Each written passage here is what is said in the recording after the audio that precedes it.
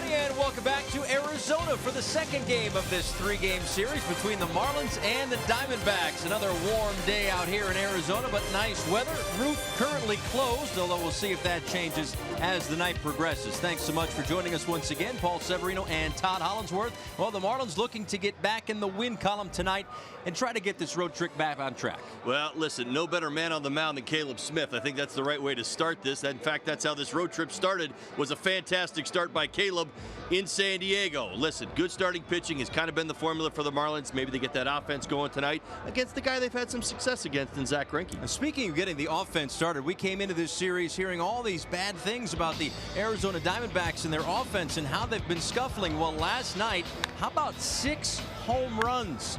They woke up a little bit. Yeah, it ties a franchise record. I'm going to go ahead and blame the pitches out over the middle of the plate and up in the zone.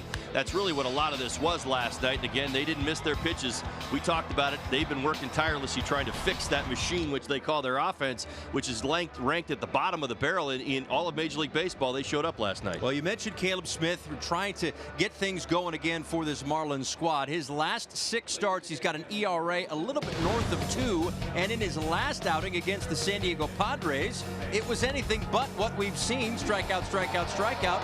He had a lot of pop-ups. Yeah, a lot of pop-ups because he needed to make an in-game adjustment against the San Diego Padres and those aggressive swings early in the count. What Caleb did is going to be the challenge moving forward. Guess what, everybody? Word's out on Caleb Smith. This young man can get it done, so teams are making adjustments. Zach Greinke is a guy who has certainly had a Cy Young Award in his past. He's been in the mix for others. His last 2 outings against the Marlins, though, kind of a tale of 2 different outings. That one on September 22nd last year, one of just 8 times in his career that he's given up 8 earned runs or more. And I was there for September 22nd. It was a great offensive approach for the Marlins. I can promise you it's been talked about in the clubhouse already. So many of the hitters use the middle of the field. Greinke does not throw as hard as he once did earlier in his career. Again, a lot of secondary pitches, but again, you've got to stay and use the big part of this ballpark, which is in center field. All right, so a bit of a challenge tonight with Greinke on the hill, but the Marlins have Caleb Smith. They also have Derek Dietrich in the lineup. When we come back, he has been letting it fly. That's kind of his line. We'll hear from him with Jessica Blaylock on the other side of the break.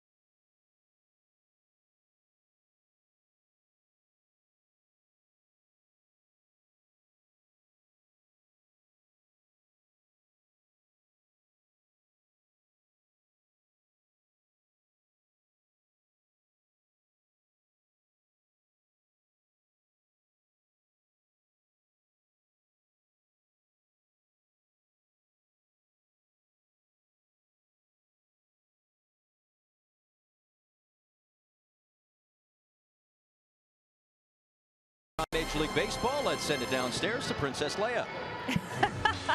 Hey, not quite Princess Leia, but good enough, right? Hey, Paul, it's been a really nice stretch at the plate lately for Derek Dietrich. He's currently riding a 5-game hit streak. He's also racked up 6 hits in his last 2 games. Earlier today, I caught up with Dietz for a little bit, asked him what he's been focusing on when it comes to his approach at the plate. For me personally, one thing I've learned about baseball, you're always not going to feel great. You're always not going to have the results that you want. But for me, I've been really focusing in on my routine, my preparation, trying to keep it the same every day. In the cage with Pags, my batting practice, trying to focus on the same things each and every day. That way I know I have a way to check myself to see how my swing feels that day, and just small tweaks here and there, but really just been trying to focus on hitting hard line drives, staying on top of the ball a little bit more, and the last week or two it's been really paying off. And he's 3 for 4 last night with a run scored. He has now brought his average up to 276 on the season. When we return, it is first pitch in Game 2 between the Marlins and the Diamondbacks. Miami trying to even up the series out here at Chase Field. It is also Caleb Smith on the mound versus Zach Greinke. That's going to be a good pitching matchup. Star Wars night in the desert. How about that?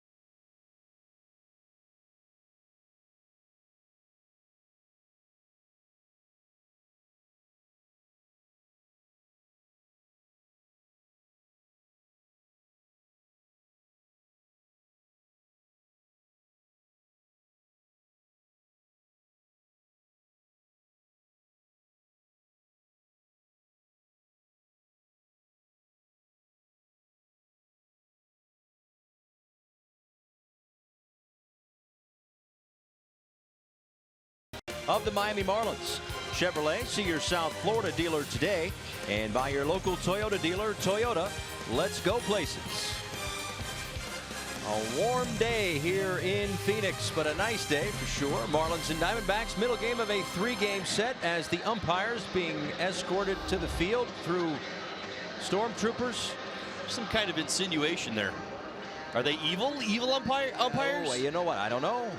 It could be the evil umpire. Yeah. As opposed to the empire. But trust me, I don't write my own stuff. They got an escort all the way to the field. They did. You're absolutely right. Starlin Castro's going to walk himself to the plate when he leads things off for the Miami Marlins tonight. Back in the leadoff spot for the 2nd straight game. Your Marlins lineup presented to you by Southwest. You see JT Riddle and JB Shuck in the 8th spot. Lewis Brinson has been out in center field for the bulk of the games, but an off day today. We'll get into that a little bit more as we roll along, but that's the lineup that's going to face Zack Greinke, the guy who took home the 2009 AL Cy Young with the Kansas City Royals, and he has been really a good pitcher ever since then. Well, he's good. 3.65 ERA, making his 12th start of the season. 4-time All-Star. He's a Cy Young Award winner. He's got a Silver Slugger. He's got a couple Gold Gloves. In fact, he's got 4 consecutive Gold Gloves. A lot of things going right for Greinke. You're right. Good numbers. Whip 104. That's the one thing that really catches a lot of people's attention throughout his career. He's been very aggressive at attacking hitters.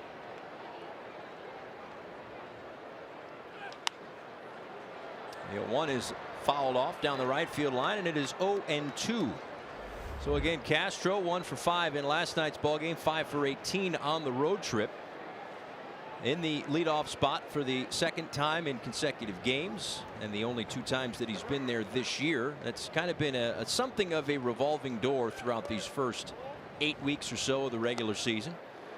Don Mattingly told me before the game that he's going with Castro for now. Dietrich has been good. We've seen Dietrich in that top spot, but it kind of helps to add a little bit of balance, righty lefty matchups and whatnot throughout the lineup, to have Dietrich a little bit later on. Dietrich in the 5 spot today. Well, for Castro, a lot of success out of the leadoff spot. Career 300 hitter in the top spot, and he's done it enough. Well over 500 at bats leading off.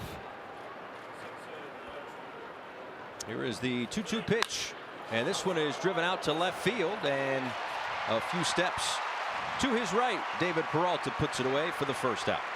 All right, let's give you the AutoNation scouting report of Zack Greinke for tonight's ball game. Chase Field Cy. Okay, listen, what I'm diving into here is what he's done at Chase Field. He's 2-0 with a 1.69 ERA. That's the 5th best home ERA in the National League. So good numbers here. He's got a whip under 1. So again, we talked about that 3.65 ERA on the season. A lot better here at home. Think change. Got one of the best changeups in the game of baseball. 153 batting average against, only 2 extra base hits on that changeup. I'm really talking to a lot of the left-handed hitters tonight and change history. Get this, Paul. 5-0 in his career, 3.77 ERA against the Marlins. Whoever he's pitching for, they've never lost the day he starts against the Marlins. 9-0.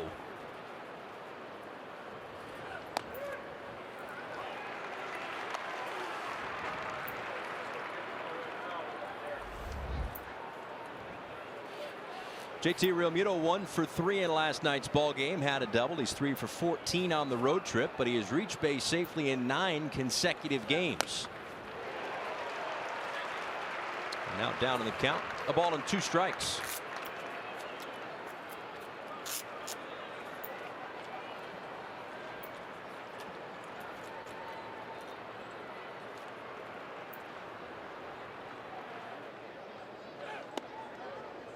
JT hitting 304 in road games this year. Likes to come out west. He's always had great career numbers on the West Coast. 328.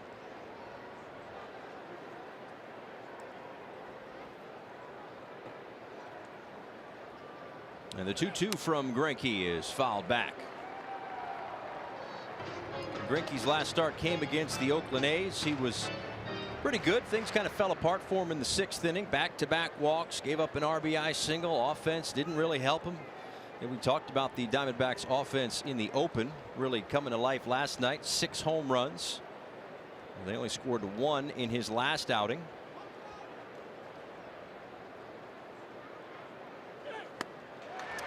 And he's got his first strikeout as Realmuto is retired. 2 away. Well, he's dialed up a little velocity here. 92-mile-an-hour fastball at the bottom of the zone. First baseman, number 41. Here comes Justin Bohr. Certainly remembers this last September. A line drive, home run down the line, able to keep it fair just high enough to get over that wall. Good, a secondary pitch. That was actually the changeup that I was telling you about. I think Greinke was as surprised as anybody. Marlins unleashed on Greinke at September 22nd start. We showed you the line. It somehow turned into a Diamondbacks win that day. Bohr 3 for 9 in his career.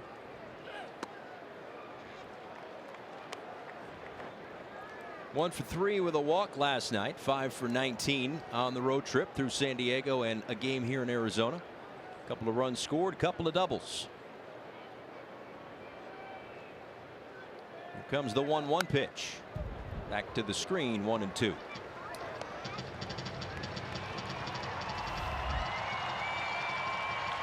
Well, you mentioned his last start, the 3 walks that got him in a little bit of trouble against the A's. He's only got 10 walks on the season. That really speaks to what he likes to do. A whip of 104 on the season.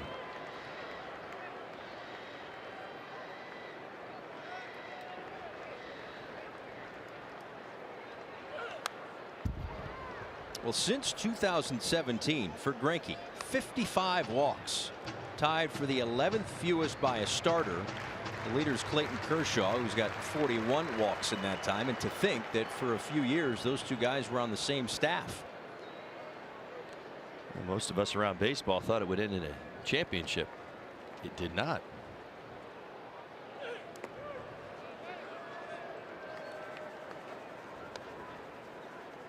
I think there's somebody else in the ballpark who probably thought that that would be the case, hoped that it would be the case. That man right there, who was the manager That's right. of Zach Greinke and Clayton Kershaw for a few years in Los Angeles. Now on the other side.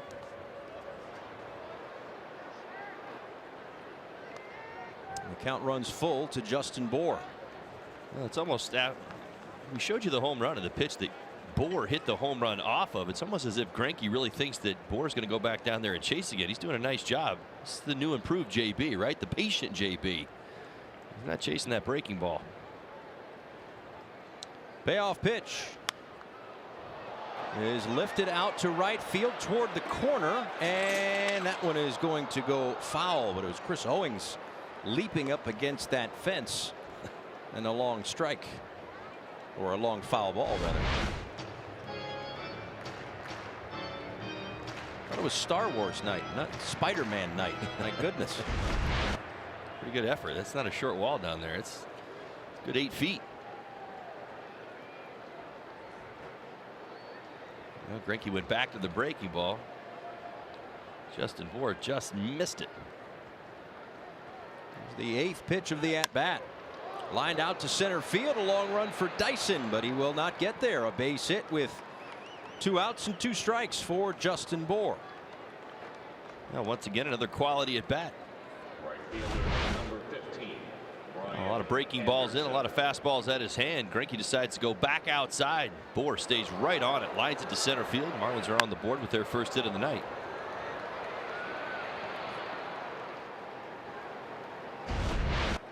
Well, it's got to feel good for Bour. He entered that at bat 12 for his last 54 over the course of his last 15 games. But he gets a knock here with 2 outs in the first inning, and that'll bring up Brian Anderson, who offers at the first pitch, sends it out to right center field, and Owings calls off Dyson. Greinke works around the 2-out base hit. So we'll see Caleb Smith on the mound here at Chase Field. Marlins and D-backs. Father's Day, right here inside air-conditioned Chase Field on June 7th.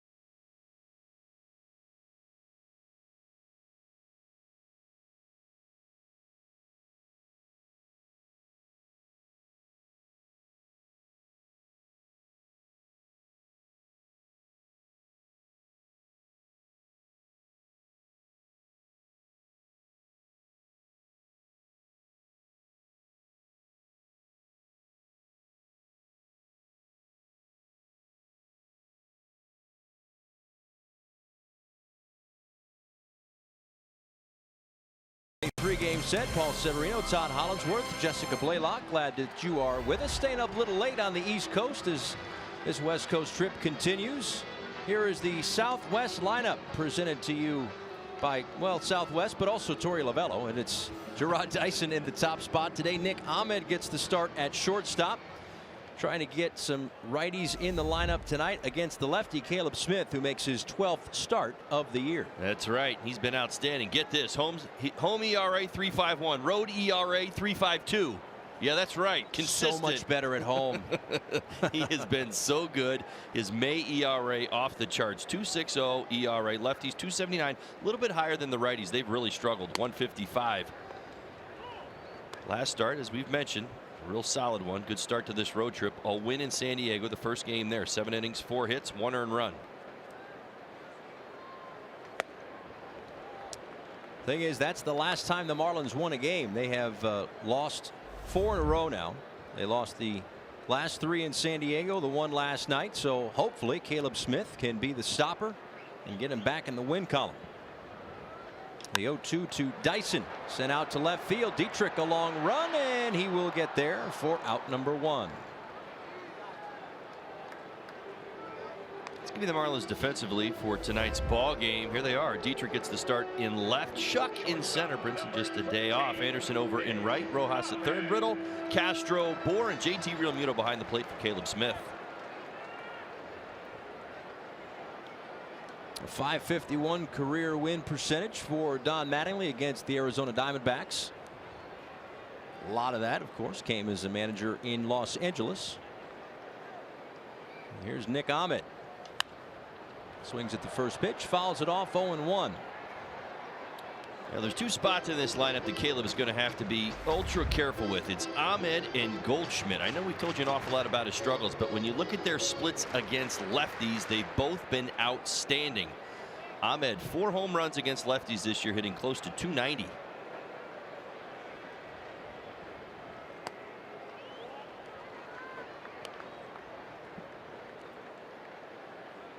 There you go. Pretty good look at those splits. Much higher batting average. You see him in the 2 spot in the lineup tonight. 6 RBIs in his last 6 games. He swings through that at 94 miles an hour, and it's a ball and 2 strikes.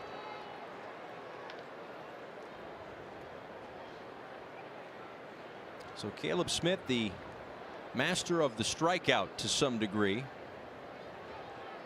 had 8 infield pop-ups, 17 total outs in the air in his last start against the San Diego Padres. He worked into the 8th inning for the first time in his career, and he gave up a home run for the first time since April 22nd. But he has been so good, as you see the full line against San Diego. I'll give you a quick equation here, Paul, and you give me your answer, and we'll see how this makes sense and why the Padres were so aggressive. If you've only given up 6 hits in 287 pitches of one particular pitch, would you swing at the other pitches? Probably, right? Well, it explains it. His slider has been absolutely devastating this year. You see him expand the strike zone right there for his first strikeout of the night. How about this? 6 hits in 287 sliders. That's an .091 batting average again. That's the lefties and the righties. So if you see something straighter, you offer at it. That's what they did. He was operating at the top of the strike zone, got a lot of pop-ups. Helped his pitch count, and again worked into the 8th for the first time in his career. Now he'll face Paul Goldschmidt with 2 outs and the base is empty.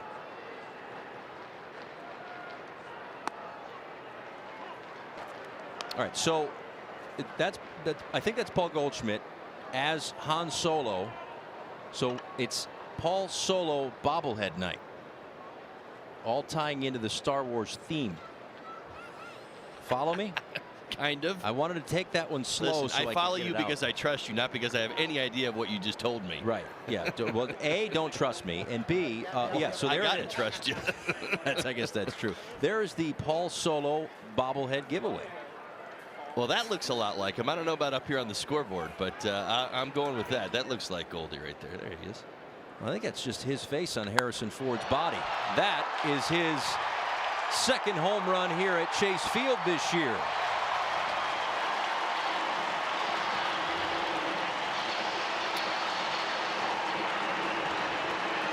Now, Paul threw up a couple of red flags early. Told you the two guys in this lineup that you had to be real careful about, Ahmed and Goldschmidt. You're absolutely right. Now, the one thing that stands out, his 6th home run against lefties this season. Batting average right at 300. It's kind of interesting, I think, to the swing that we saw from Goldschmidt last night as he was struggling against the righties that he was facing. After the home run, Peralta grounds out. And that will do it in the first inning.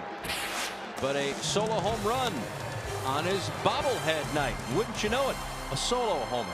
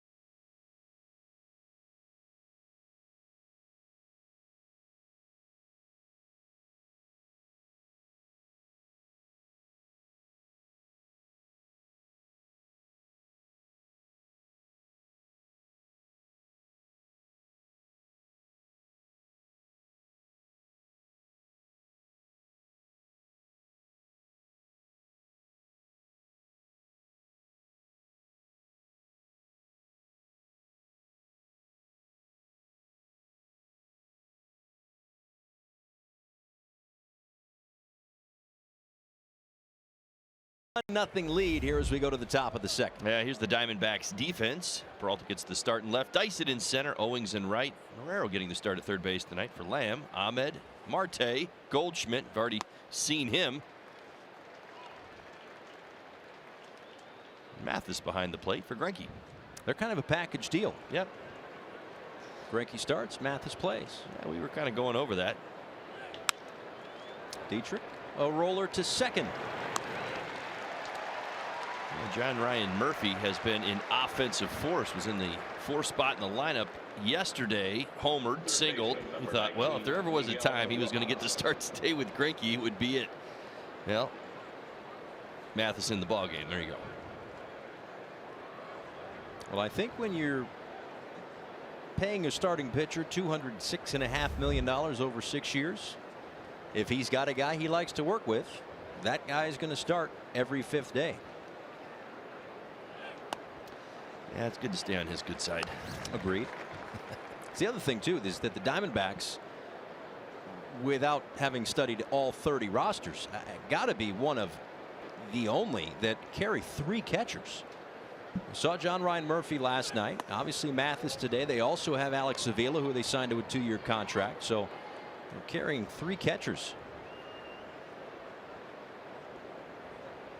Mathis obviously gets the starts when Greinke pitches. He'll pinch hit here and there.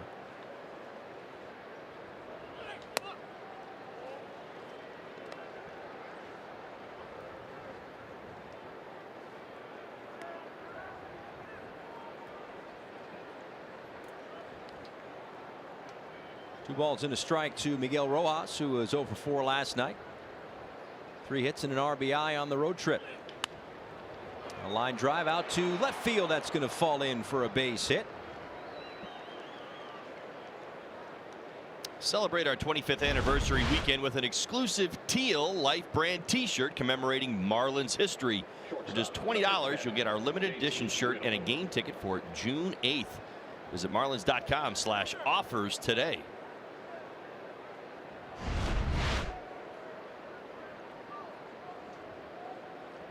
with 1 on and 1 out. That'll bring up JT Riddle.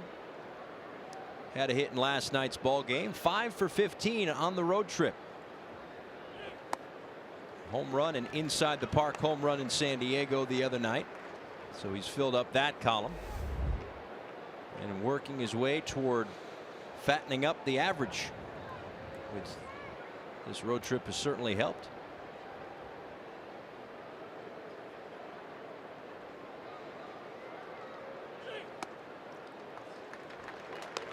Called strike, says home plate umpire Kerwin Danley. Tom Woodring is over at first. Will Little is at second, and the crew chief Ted Barrett is at third base. Now for the lefties, you're going to see the four-seam fastball from Greinke. Occasional sinker, not too many of them, but his changeup is really the big pitch he likes to go to. Also has a cutter, a curveball, and an even slower curveball that he only breaks out on special occasions. We'll see if he throws it tonight. That curveball will come in at times 67 miles an hour. Doesn't throw it too much. Was it like throw it on holidays or something like that? I think it's only special hitters. Like the fine china? You got to be that. You know, well, let me put it this way. I'll give you an answer. Okay. Dietrich might see the slow curveball tonight, like maybe at first pitch. Got it.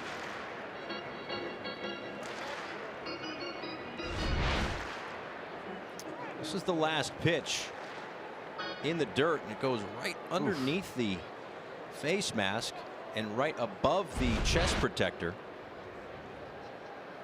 And right in the neck, throat area. Certainly exposed. That was the changeup you saw from Greinke. Some arm side run and sink. Knocked down by Goldschmidt. Gets the out at second. And that's all they'll get. The lead runner Rojas is erased, 2 away. Not hit terribly hard on one hop. Goldschmidt to the backhand, able to get the force at second. Really no shot at Riddle. Get out of the box pretty well.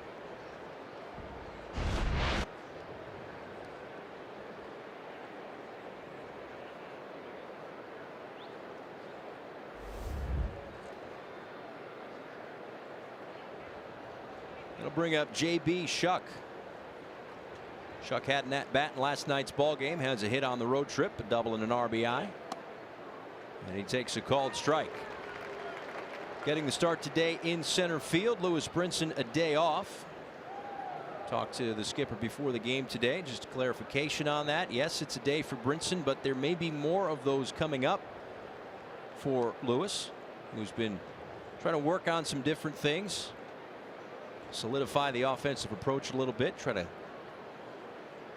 stay in the hit column a little bit more consistently. So Don Mattingly said there might be some more days off periodically for Brinson. Give him a chance to work on some things and not have to compete at night is what Donnie told him.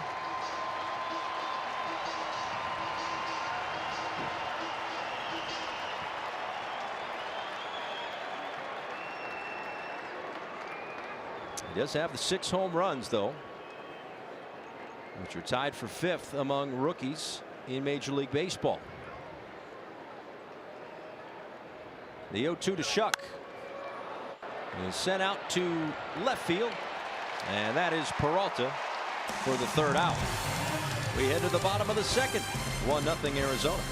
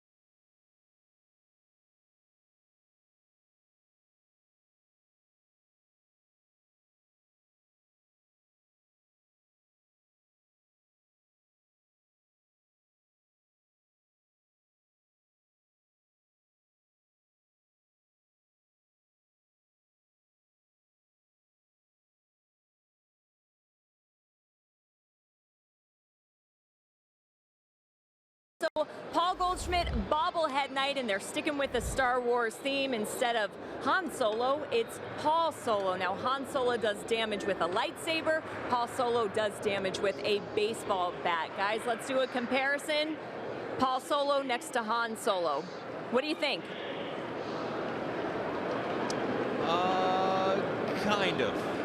Kind of. But it was a Paul Solo home run in the first inning that gave the Diamondbacks a 1-0 lead. And he's all smiles now.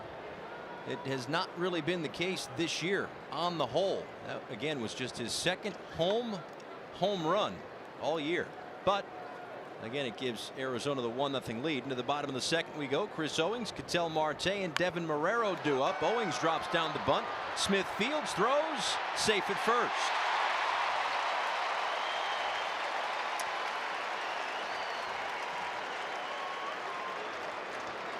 Now, a pretty good push bunt by Owings outside of the infield. Puts Caleb Smith, the lefty, in a vulnerable spot. He did everything right. Got over to the ball, even squared his shoulders and turned towards first base.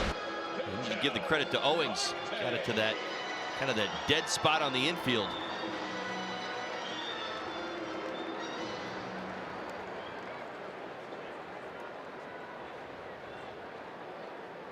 So with one on, that'll bring up Ketel Marte.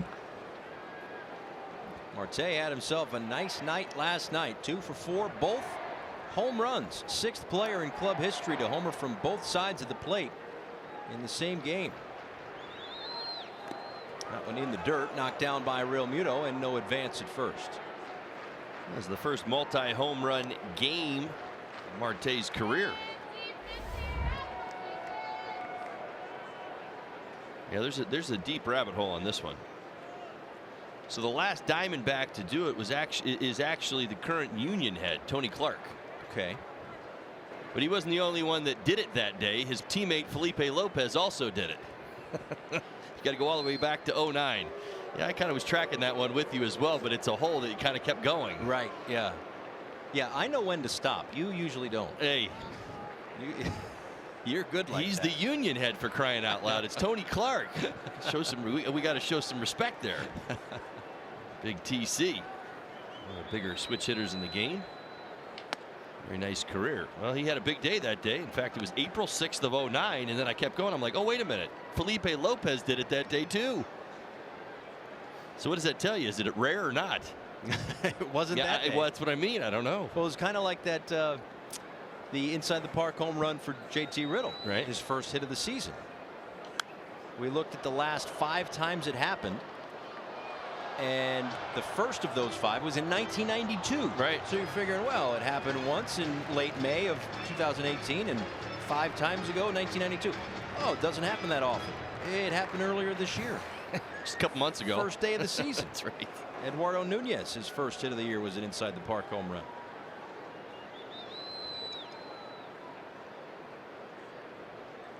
Here is the 2-1 to Marte.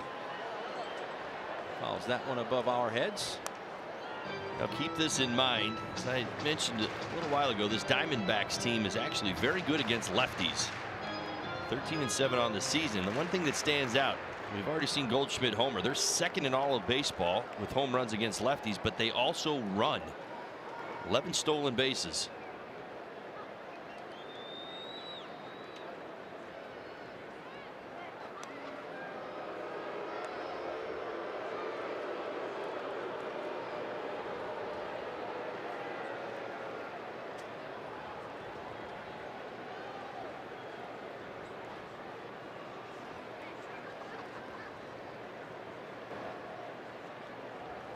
And again, a 2-2 pitch is driven out to the gap in left center field. That one will get down. Owings being waved around third. Marte on his way to third with an RBI triple. Well, I haven't seen many mistakes from Caleb Smith with the breaking ball this season. I'm going to tell you what, that was a breaking ball mistake. Watch the top of the zone. This is his slider, and it rolled, and it stayed up at the belt. The hot hitting Marte stays hot as he splits the gap.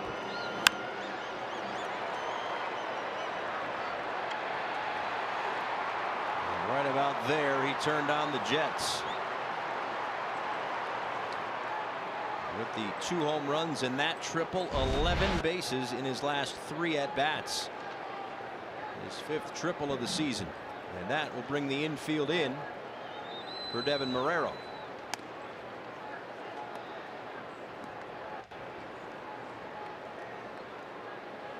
Marrero came in as a defensive replacement in last night's ball game. A little bit better hitting lefties than Jake Lamb, who started at 3rd last night.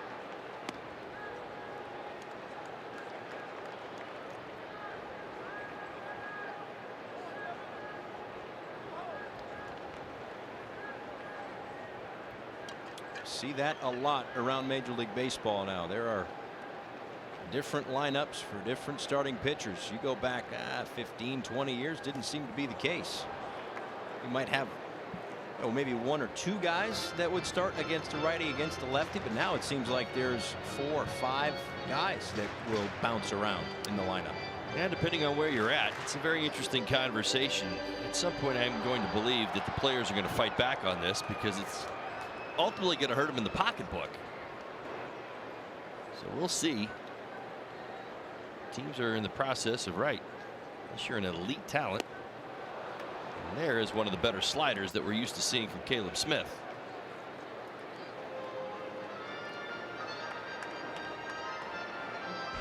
All right, let's check out the lane. Remember, we just told you where that last slider missed up at the top of the zone for Marte.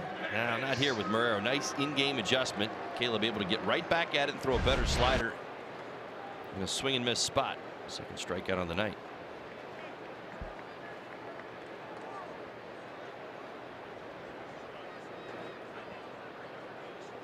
Infield still in with 1 out. Jeff Mathis.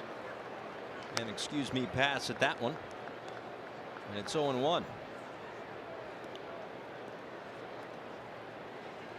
Again, a couple of strikeouts for Caleb Smith, who entering the day among pitchers with at least 11 starts, 4th in the National League, with a strikeout rate right around 30%.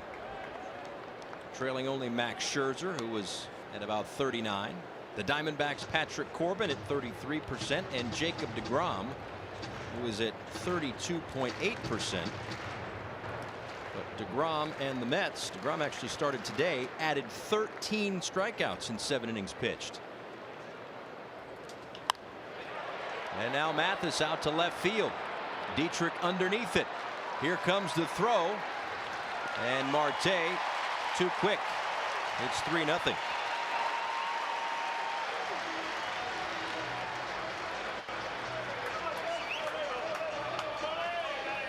Hey Marlins fans, now you can stream games live on your mobile device with Fox Sports Go, presented by T-Mobile. Download the app and take Fox Sports Florida and Marlins baseball wherever you go.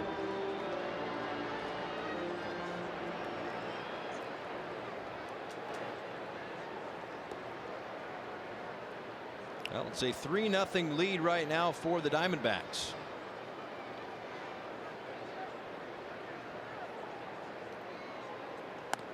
And all 3 of those runs earned.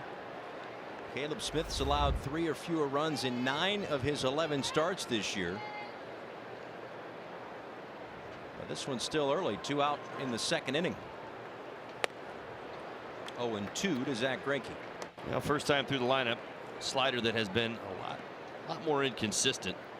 He threw 31 of them in his last start. A big pitch for him in San Diego.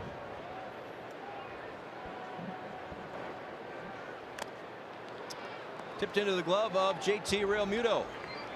And that is 3 strikeouts for Caleb Smith, but 3 runs for the Diamondbacks through 2.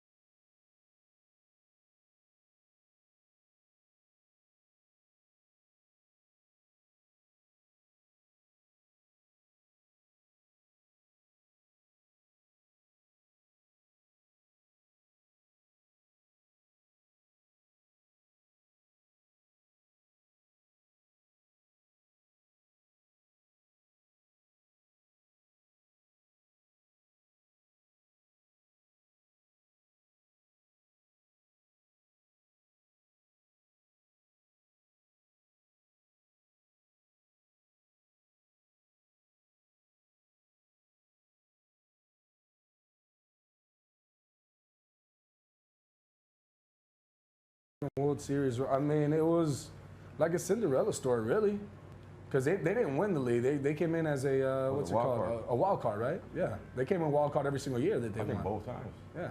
I think both times we were wild card. You're right. Yeah. That '97 team was pretty dope. That's part of Tales from the Chair with the Marlins team barber, Hugo Juice Tandrone. See more of that during the 25th anniversary weekend, where we'll all be taking a trip to 1993 as the Marlins celebrate their 25th anniversary. You can join us the weekend of June 8th through the 10th.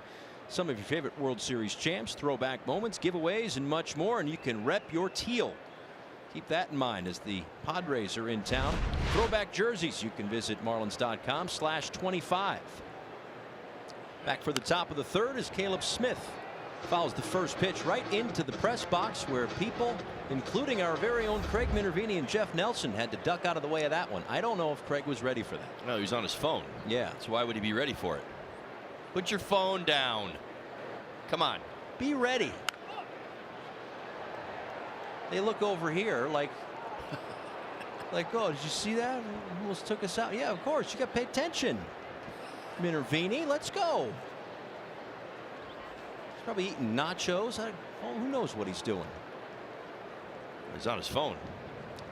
Now, in fairness, Nelson was the professional baseball player. Should have leapt over. I assume you would do the same for me. Of course. Save my life. It's already well documented that I can catch a baseball in the booth. That's right. You had one last year. It's already on record. So I told you, once it's like being an all-star. Once an all-star, always an all-star, pal. There they are. Yeah. See, it hit right back there. You got to be ready. I don't know if he was. They are gearing up for the post-game show live here from Chase Field.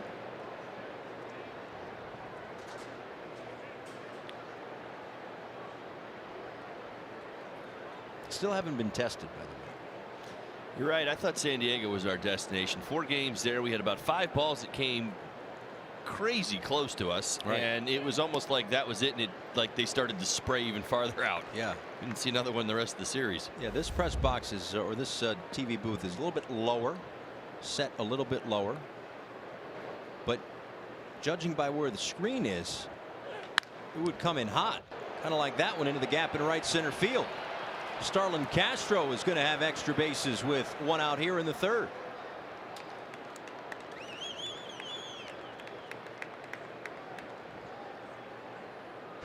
Now, Starlin Castro's been doing this for a while. There aren't too many people that can blow a bubble with their bubble gum and hit a double in the right center field gap. Yeah, well, Starlin can.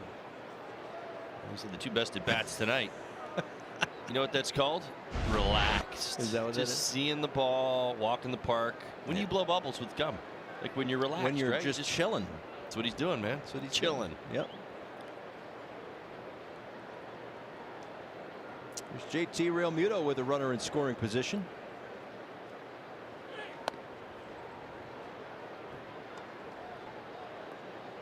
And he takes ball 1. A strikeout back in the first inning, 1 of 2 so far today for Zach Greinke, who had 5 in his last start. Season high 10 against the Dodgers at the end of April. Lined to Dyson, hit right on the screws. 2 away. Well, a great swing from JT. First baseman, Justin. Bad aim. Dan Straley, Matt Cook tomorrow afternoon in the last of this 3-game series. Marlins live on at 3:30. First pitch a little bit after 4, and then it's off to St. Louis. A day off on Monday. Tuesday's game can be seen on FS1. And then Holly and I are back for games 2 and 3 of that series before heading home for throwback weekend. Grounded back to Greinke. The 4-time Gold Glover makes easy work of that one. And we are through 2.5. 3-0 Arizona.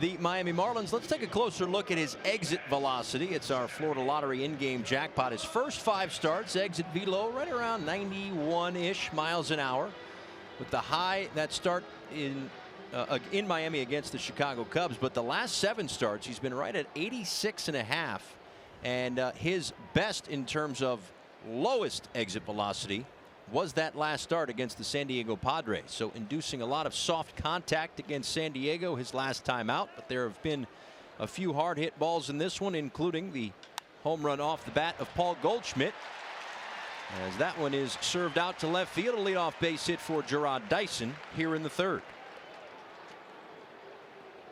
Talking about that exit velocity, I continued to rant and rave about it. Of course, I don't have the numbers. I have them coming into tonight, not with tonight's numbers. But I talked about that pitch down the middle of the plate. Hitters hitting .077 against Caleb Smith on a ball right down the middle. So we'll try to work around this leadoff base hit as Nick Ahmed steps in. He struck out in the 1st inning and pops this one up behind home plate.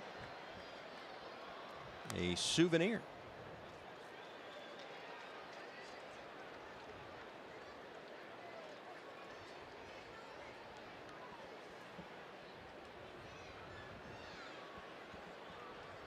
Three strikeouts for Caleb Smith.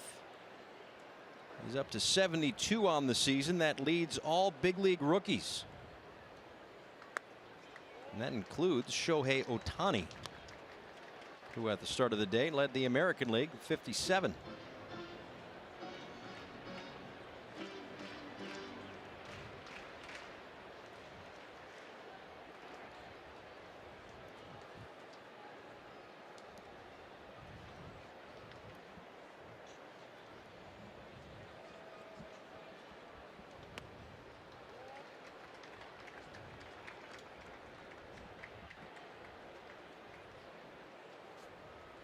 Again, working deep into the game last time out for Caleb Smith. Don Mattingly said that since he's such a physical guy, he doesn't give you the impression that he's running out of gas. And again, as it's been brought up a lot, he's given zero indication that he would ever be going back to the bullpen. But I know early in the season it was, and again, not even a question, but just as there, it seemed like there were a lot of arms for not a lot of rotation spots. He has done everything that he could possibly do to prove that he is going to be a starting pitcher for the long haul and be a very effective one. And now the last start was a really good one against the Padres, and that was on the heels of a rough one. So giving you the impression that he's also able to bounce back after days when you don't have your A stuff. I think for Caleb, this season's going to be about, there'll be a pitch limit at some point, and maybe even a shutdown. But that, I mean, that's a conversation that's months away. This is never going to be. I mean, I would really be surprised. There's nothing for him to be gained by going back to the bullpen. So you're right. He's proven where he belongs. Ultimately, it will be him accumulating starts and numbers of innings pitched, but I think it will, the rest of this season, be done out of the rotation.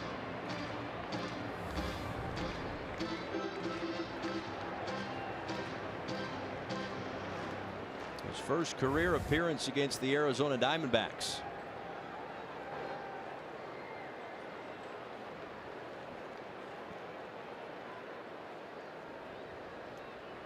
Three-two pitch with Dyson on the move from first. And Ahmed may have broken his bat. He'll see another. That was a changeup way out in front.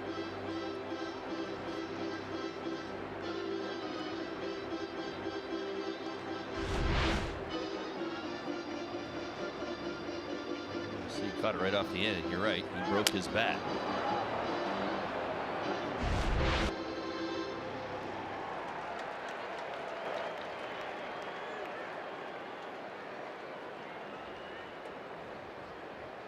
Dyson went on the last 3-2.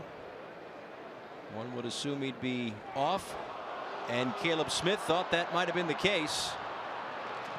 So he checks on Dyson, who is retired in between first and second, one away. Yeah. Diamondbacks a very aggressive running team. They like to move, put guys in motion, especially hitters counts. Dyson just got flat out picked off. Tried to trick Justin Bohr, but he wasn't going for it. A big first out. Changes a lot of things even with this at bat.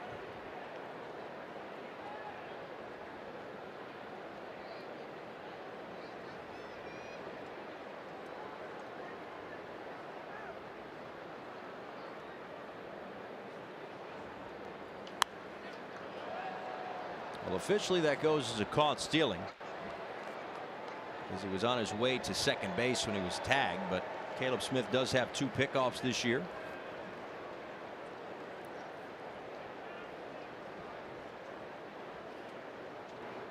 My mistake. Thought I heard caught stealing. It was a pickoff, so make it 3 for Caleb Smith. This one sent out to center field.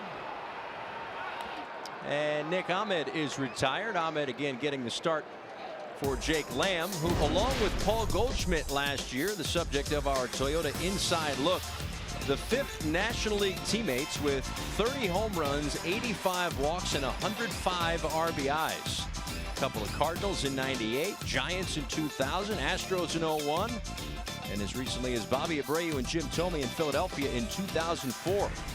Well, I think that shows you just how rare that is. It wasn't right around the corner. That was 2004, 14 years ago. In this day and age of offense and home runs and walks, for that to happen, I think really tells you how special these 2 players have been for the Diamondbacks.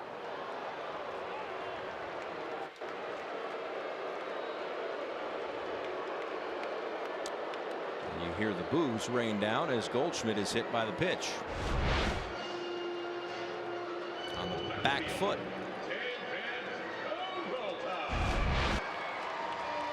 I always laugh when I hear the people boo. Well, then get your back foot out of the way.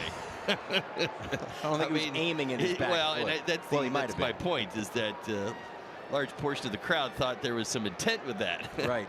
You homer off me, I'm going to hit you in the back foot. This makes you laugh.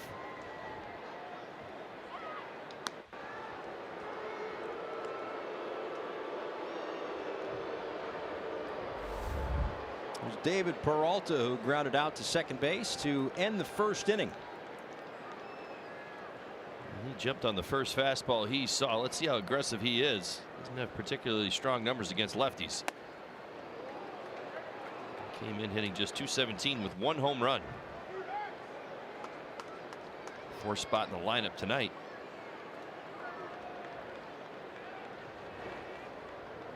Had a home run in last night's ball game, and before that he had gone 60 at bats without an extra base hit.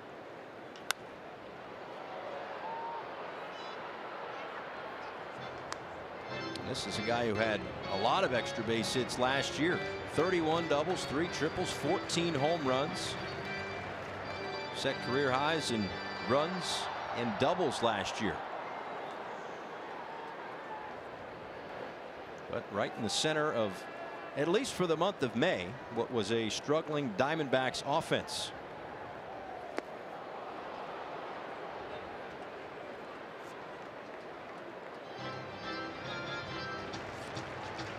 Team that was 21-8 to start the season, but now they have won 3 of 4, and in those 3 wins, 30 runs scored.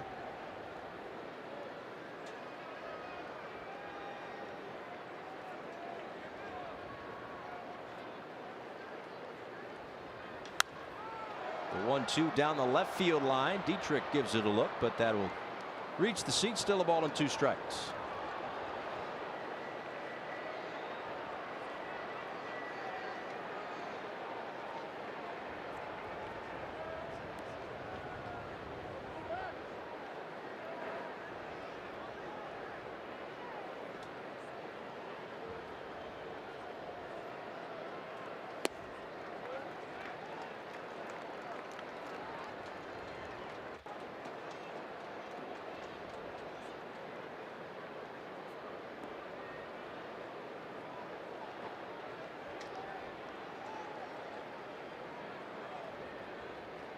And now the 2-2 pitch.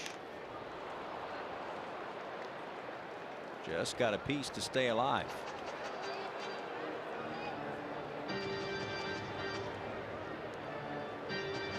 I'm not sure if this is a running situation, so to speak, but Paul Goldschmidt is a guy who will run. One of 5 first basemen in baseball history to have 100 home runs and 100 stolen bases.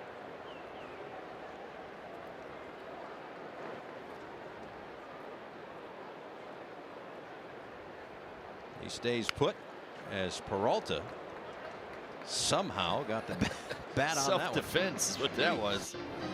He's either going to hit him or it's probably going to hit him. Done that a few times in my career. I'm not really sure why. I don't have an answer for it. Ball starts to hunt you. It's got a little tailing action, some arm side run, and you find yourself swinging at a pitch that's coming at you.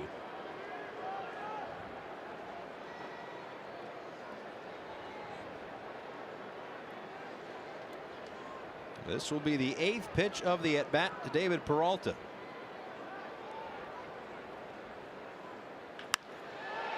Sends it out to right field. Anderson's back, and it's a 2-run home run for Peralta.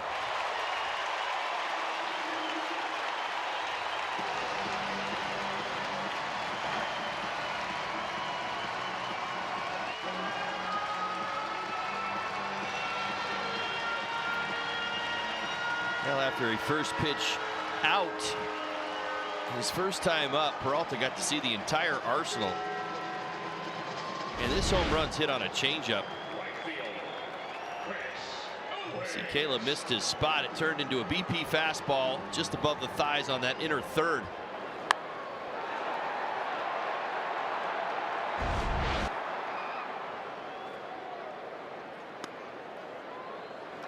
On the 8th pitch of the at bat, a home run for Peralta. And I had mentioned the home run in the last outing for Caleb Smith was the first that he had given up since April 22nd. He's given up 2 here tonight.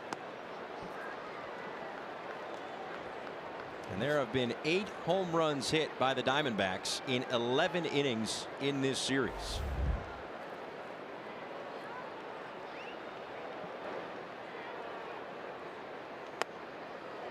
It's as if they're trying to defeat the reports that are out there by guys like me. I didn't unplug the humidor. I told you that last time. I'm telling you. It's amazing what we've witnessed here in the last 24 hours or so. Diamondbacks are hitting home runs like it's nothing. 16 home runs in their last 21 games. Now for Caleb Smith, that is the first home run he's given up this season on anything but a fastball.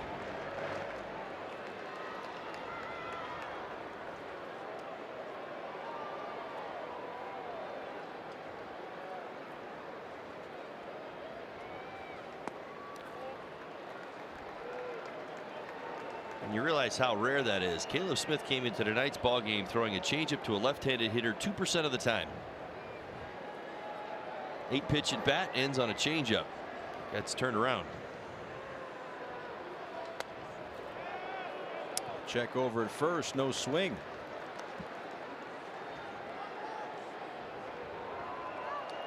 Well, it seems as though reports of the Diamondbacks offense and their death have been greatly exaggerated because it has been on fire the first game and a half or so of this series as Owings lines one. Pop.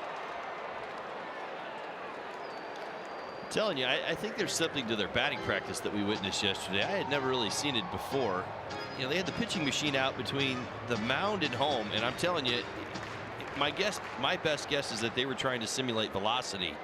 And so now batting practice isn't just BP with the idea that you're working on your swing. It was actually kind of locking in on what actual velocity will look like in this park.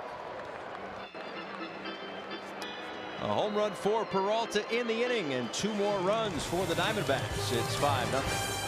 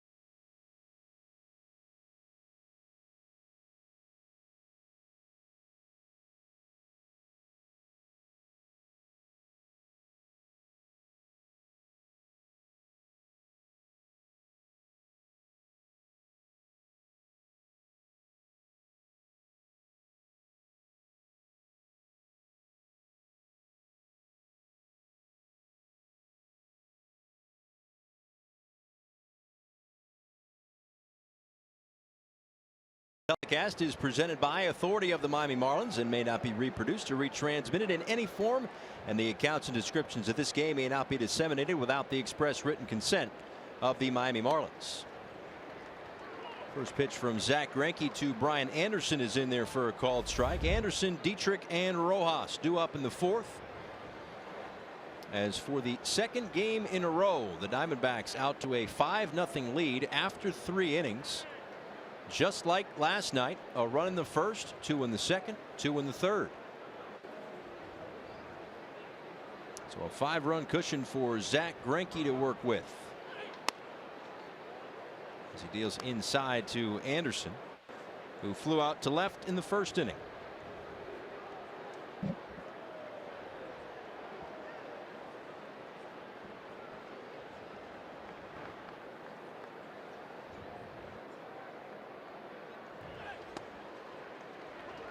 A strike on the outside edge to Brian Anderson, who, at least for me and I think for you too, was kind of in the mix for the National League Rookie of the Month in May. It actually went to Austin Meadows, who played in 13 games for the Pittsburgh Pirates. A line drive base hit for Anderson. Now give him June. Work on June. Yeah, he was robbed. He had a very nice month. Much like this swing, probably explains his May. Led in hits, one of the top guys in batting average, and consistency. That's the one thing. That's the one word I love throwing Brian Anderson's way. 308, 8 RBI, 7 doubles. That's the month of May. I certainly understood that there were no home runs to talk about, but as I said last night, I think it's coming with him.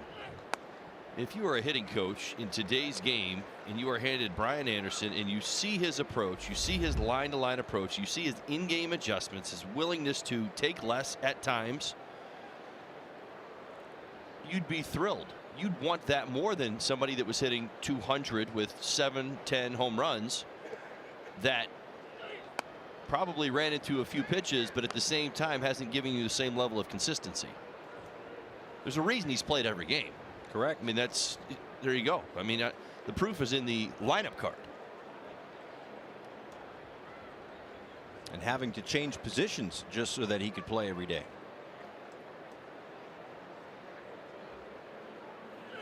We hardly blinked. He's been so good in right field. That's right. I don't even think we talk about it anymore. Kind of expect him out there. If he's at third, we're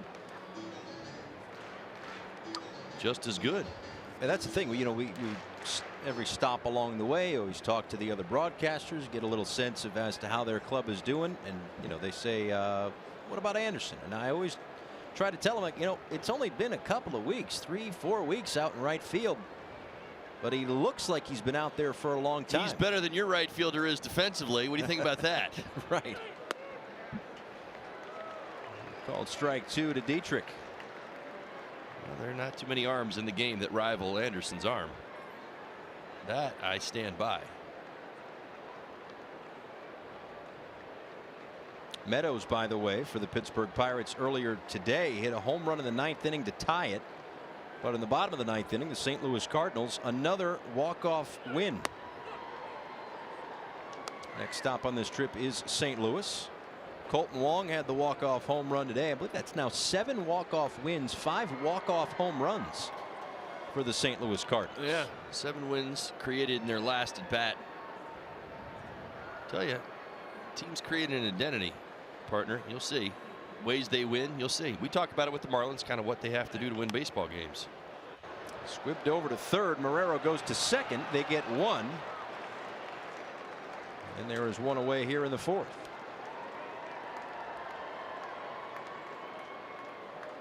FPL is proud to support our first responders in good weather and bad. See how at FPL.com.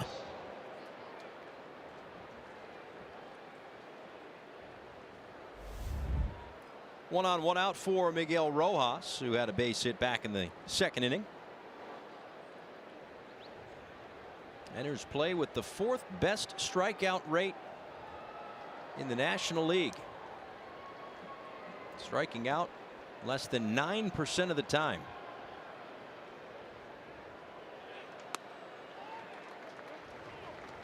That base hit back in the second, snapped an 0 for 12.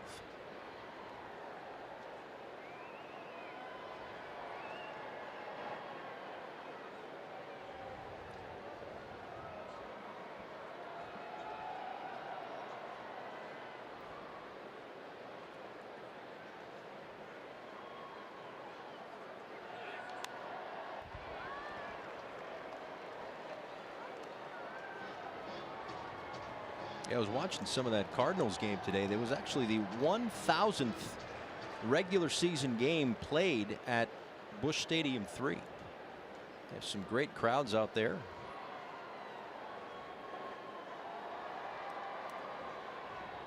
From the Nobody Cares department, that will be the second to last National League park that I will that I haven't been to. That and Coors Field will be the last one. So I'm excited to see what Busch Stadium's all about, as Rojas got a piece of that one. I'm talking with Kerwin Danley. Well, if he got a piece of them, that ball bounced in the dirt. So if he's claiming that he foul tipped it, then this at bat continues on. That's a good job here. I like this when the umpires get together and talk, as opposed to an umpire just merely making a call and standing by it. Let's take another look. Breaking ball away. Now watch Kerwin Danley. Now I can't hear it. He signed. Yep. See, there you go. He's signaling that he fouled the ball.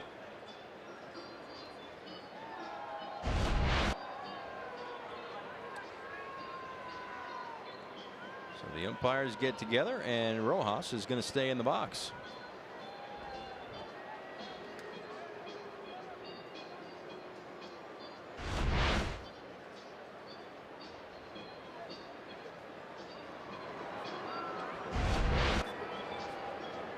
Now Torey Lovello out to talk with the home plate umpire Kerwin Danley. We play on as the count remains 0-2 to Miguel Rojas.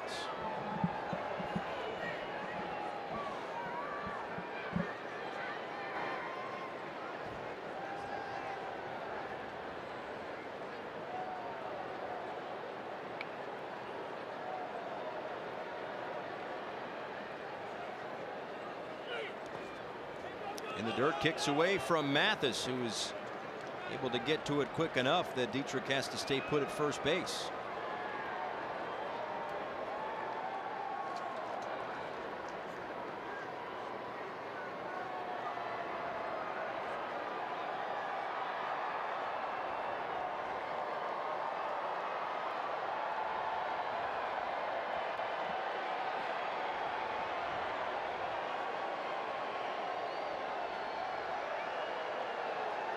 Greinke gets the sign and gets set to deliver a 1-2 pitch to Rojas. Grounds one to third. Marrero to Marte, and Rojas grounds into the double play. Greinke gets out of it in the fourth. 5-0.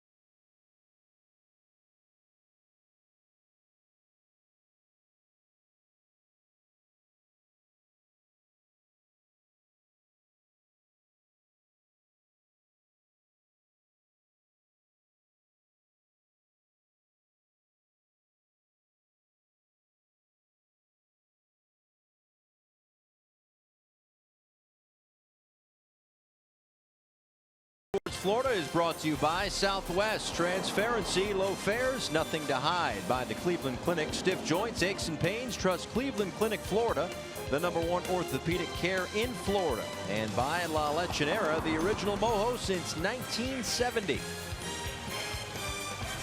Back here at Chase Field, Paul Severino, Todd Hollinsworth, Jessica Blaylock back with you. Middle game of a 3-game series between the Marlins and the Diamondbacks. Some Marlins fans in town. Roof is closed. It started closed last night, and then right before first pitch it opened up. But not tonight. Still nice inside. I mean, it gets hot. For those of you that haven't been to Arizona, you know, the running joke is, yeah, it gets to 108 degrees, but it's a dry heat. If you don't know what that means, turn the oven on, let it warm up, open the door, and stand in front of it for 9 minutes. That's kind of what it's like. Well, like I took a little walk today outside, and that's kind of what it felt like. Let me help you out. I'm gonna go with this. It's like walking into a hairdryer. Okay, I'll buy that too. Yeah. Air temperature's a little different here in the desert. Yeah.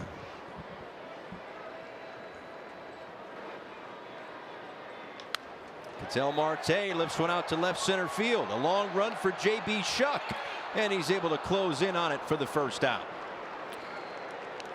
Well, Marte tried that spot in the second inning. It worked. Tried it again. Not this time. J.B. nice running catch. Yeah, there's definitely no humidity in this building. Oh, it's nice. They do have a pool, though. They have a pool, and they may have a humidor for the baseballs, but the rest of us are not feeling the humidity. Certainly the hitters for the Diamondbacks aren't either. What, they got 8 home runs now in the series?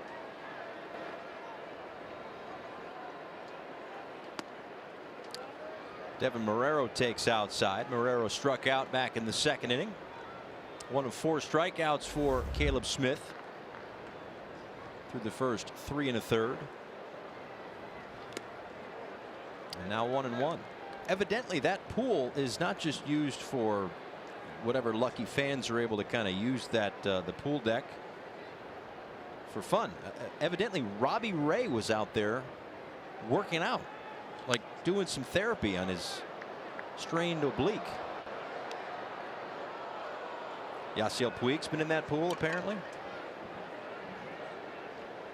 I don't think the Diamondbacks took too kindly to the Dodgers being in their pool. No, I don't know.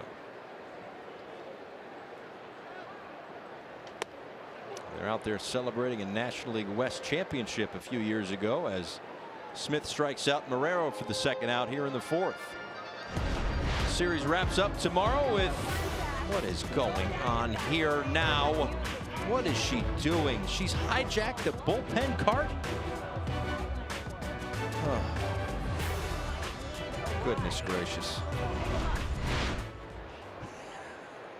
Oh, and then Craig Minervini, who's clearly trying to figure out what's going to be in the rundown tomorrow.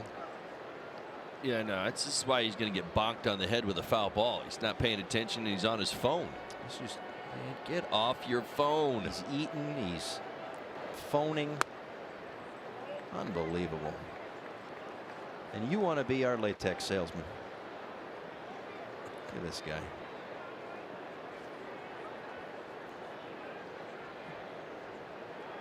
And a little Cold Stone for Nelly there. It's so nice to like snoop in on people when they don't look. This one's coming right for you. It's, for goodness sakes. Call's way more important. Brutal.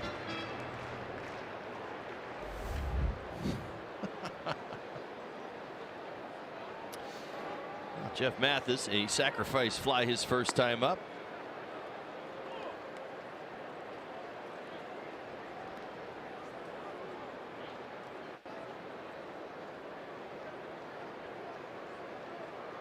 Couple of home runs, Goldschmidt and Peralta against Caleb Smith tonight.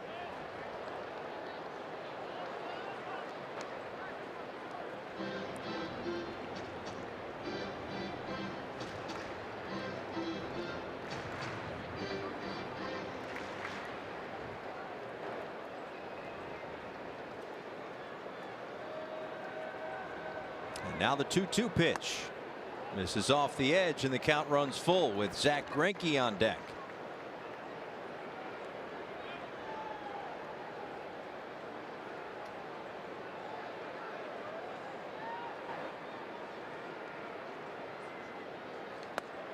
That's the first walk issued tonight for Caleb Smith.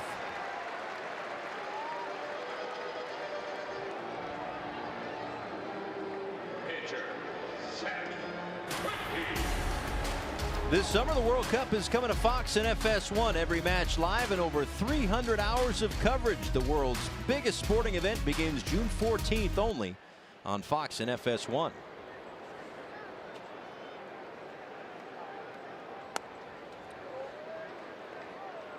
Greinke takes ball one.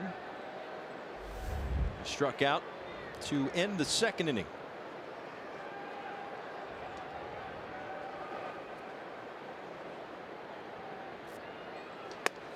Takes a big swing. Helmet comes off. 1-1. He's definitely not getting cheated.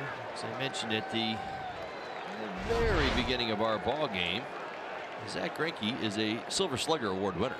He can handle the bat, although he's throwing his equipment all over the place right now.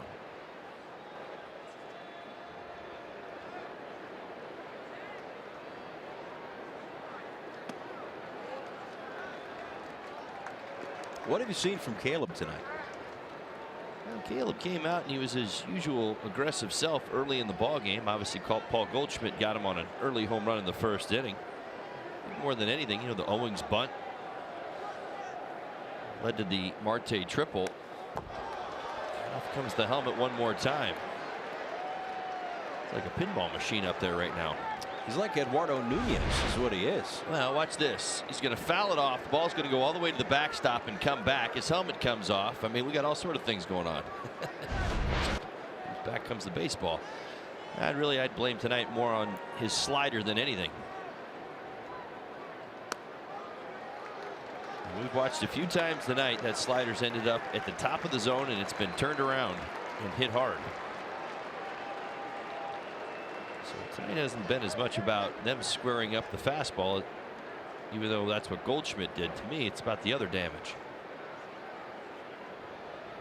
Payoff pitch, a head start, and back-to-back walks. And out to the mound goes JT Realmuto.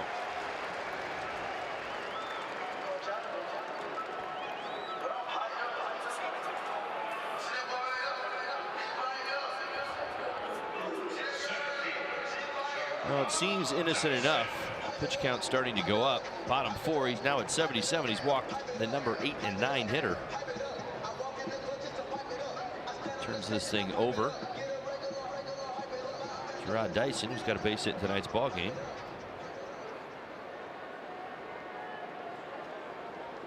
"21 pitches in the inning for Caleb Smith, and back to the top of the order for Gerard Dyson.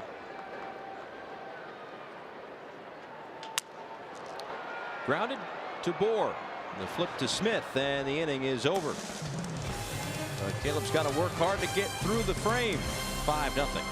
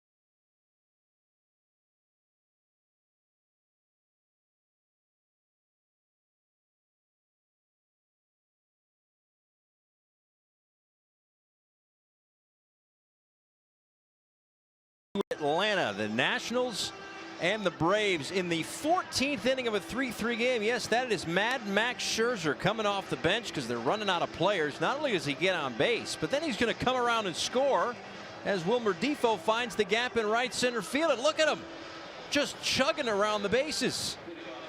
Into third goes Defoe.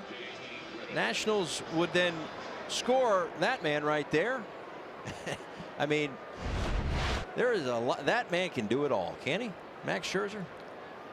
I got to tell you, I mean, watching him play, I really do believe he brings out the best in his teammates. He's that type of pitcher, and very rarely, I can probably count on one hand the number of players I played with or have watched in my 20 years in the game where I would say that guy inspires me to be better at what I do. I mean, doesn't he just bring that out of you? I mean, the enthusiasm, running around first base, and then what does that lead to? The next guy up, Defoe tripling.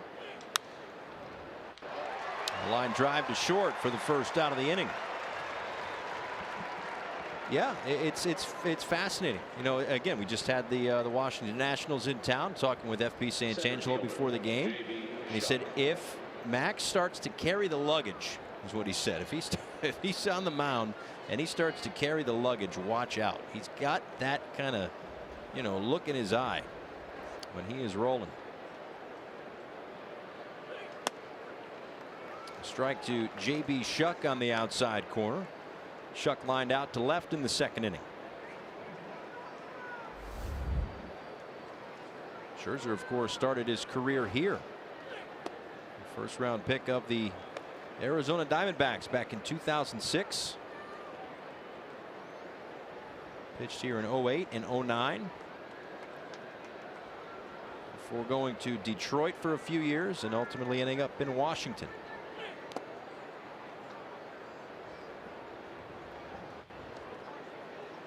Meanwhile, for Zach Greinke, started his career with the Kansas City Royals.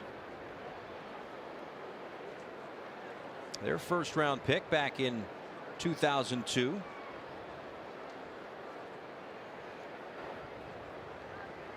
Apopka High School in Apopka, Florida. Lined out to center field. 2 away.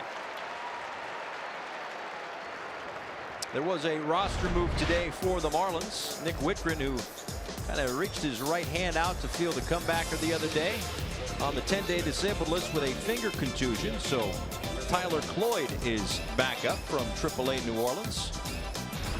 And Cloyd is up in the pen for the Marlins. Last time we saw him, he had a fuller beard. Now he's a little more clean shaven. Summertime. True. Yeah, it's 103 out here in the desert. Well, that would make you get rid of a beard, wouldn't it? Yeah, it would. And he will come in the ball game as Yadiel Rivera is pinch hitting for Caleb Smith here in the 5th.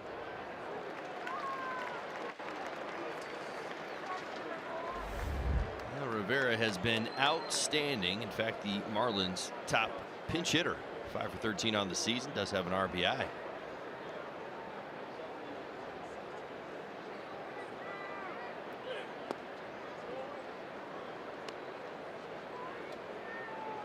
So the pitching line complete for Caleb Smith. 4 innings, 5 hits, 5 runs, couple of walks, 5 strikeouts. They gave up the 2 home runs to Goldschmidt, to Peralta, as Rivera is called out on strikes. Through 4.5. It's a 5-0 lead for Arizona.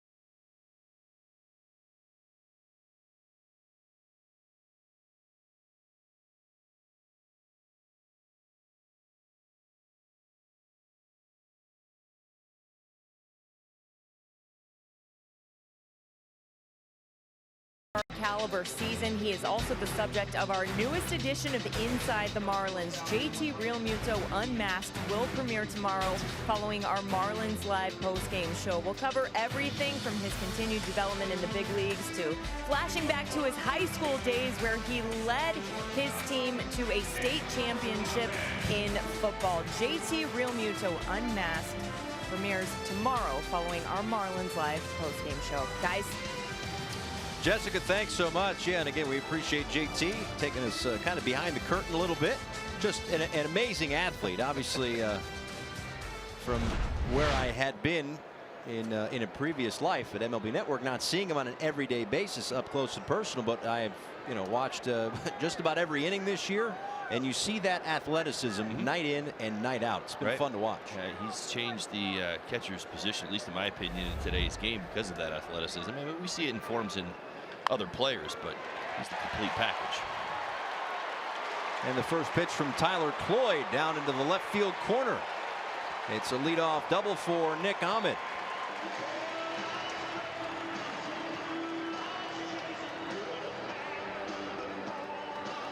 Well, ninth double of the season for Ahmed.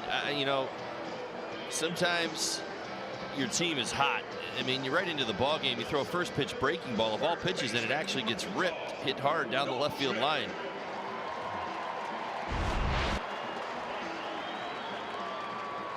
In a lot of ways, that's indefensible. Floyd's almost got to laugh that one off. He's like, I just got recalled. I came into the ball game. The first pitch I throw is a breaking ball, and I got guys swinging at it. And here's Paul Goldschmidt now. Takes ball one. We talked a lot about the struggles for Paul Goldschmidt in the first 7 or so weeks of the season, but he is beginning to heat up. Last 8 games, including this one, hitting .310, 3 homers, and 7 RBIs.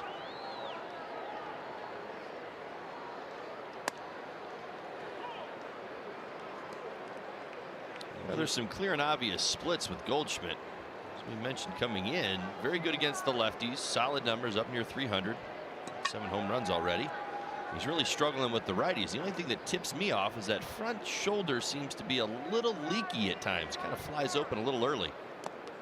See that little hitch right there in his swing? He just kind of jumps at the ball, and I have a feeling that's probably what he's been battling most of the year. Give you another look from the side. Watch that little front shoulder. See how he turns off?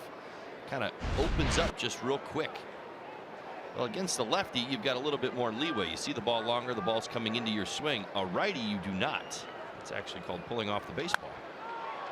This one sent out to center field. Shuck started back, now in, using that speed to close in and put away out number 1. Yeah, nice running catch by Shuck. I'll tell you what, if you were an outfielder for the Marlins right now in this series, you probably every outfielder's first step would be back. As many balls we've seen leave the yard.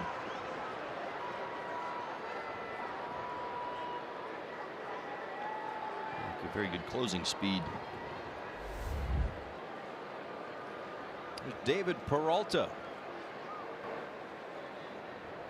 Grounded out in the first, but a 2-run home run in the third.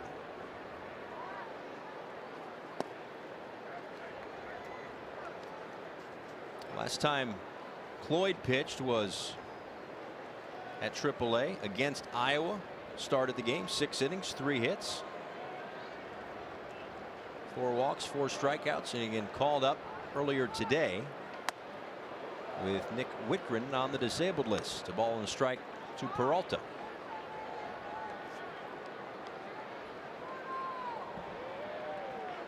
Kind of in that long relief role before being sent down to New Orleans a few weeks back. The Marlins have certainly asked a lot of their bullpen as of late.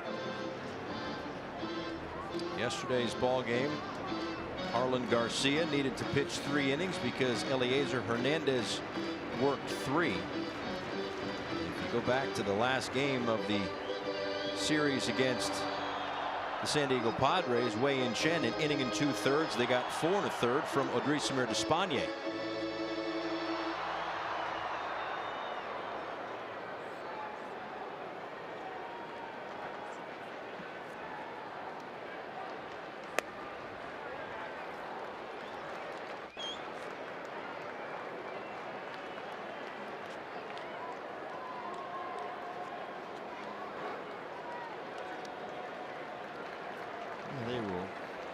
ahead and intentionally walk Peralta. Right fielder. Send him on his way.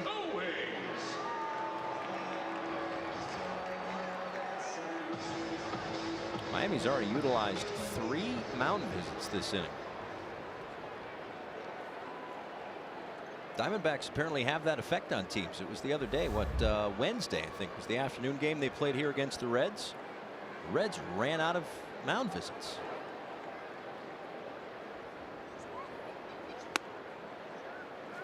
Oh, it was the Diamondbacks that ran out of mound visits. So maybe it's just the ballpark. Because clearly it's a home run hitter's park. Now it is, yeah. It wasn't before we got here. Yeah, once you unplug the humidor, that's what happens.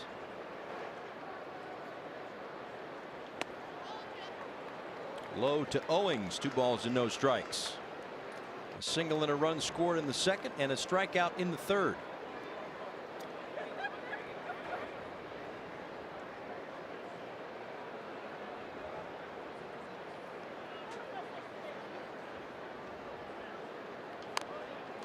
Excuse me, swing. Cloyd will field and take it himself for the second out. Geico presents this day in Major League Baseball history, and a guy with some Arizona Diamondbacks ties, Randy Johnson, the first no-hitter in Mariners history, as he beat the Detroit Tigers 2-0, walked 6. 8 strikeouts, 141 pitches. You see that video? Yeah, a little grainy. That's how we. Yeah, those were like our hitting videos. You asked how we used to watch video back in the day when we were, getting ready for a game. Those were the videos right there. That was it, huh? Let's go for the white spot on the left side. Well, Randy Johnson then also pitched a perfect game with this club. The Arizona Diamondbacks. Robbie Hammock was on the other side of that. He was the battery mate. And Hammock is on the coaching staff with this club.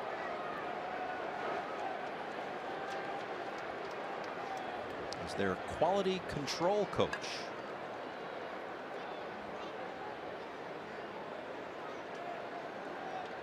After the intentional walk to load him up, set up the force anywhere. Here is Devin Marrero, who has struck out twice.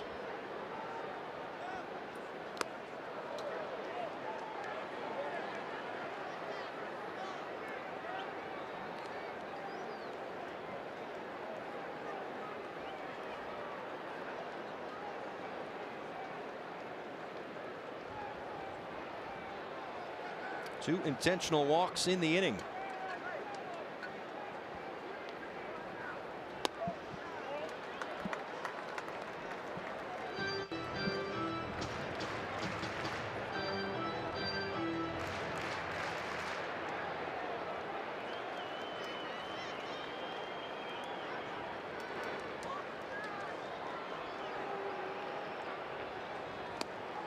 Swing by Marrero comes up empty. A ball and 2 strikes. Well, Marrero has shown a willingness to pull off the baseball. To see Cloyd really stay on that outside corner. He'll get the out he wants. He can find it. Marrero swinging big. Middle in.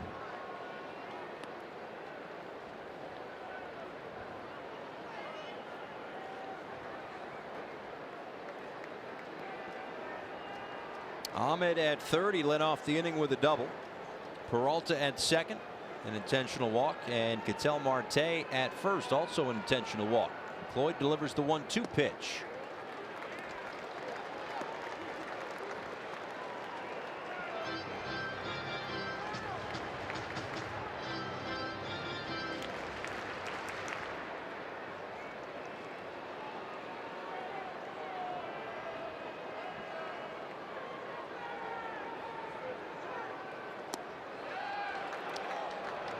No swing, says the first base umpire Tom Woodring, and the count runs full.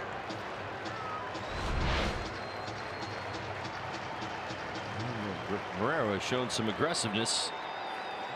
Just about every swing has been almost a check swing. can start the merry-go-round with a 3-2 count. Here it comes from Cloyd. That's ball 4, and it's 6-0 Arizona.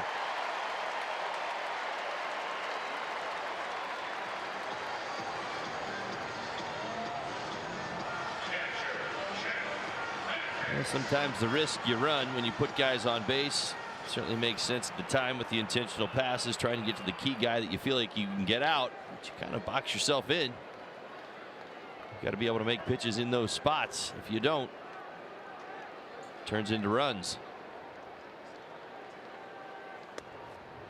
Jeff Mathis takes ball 1. Mathis had a sac fly in the second, walked in the fourth.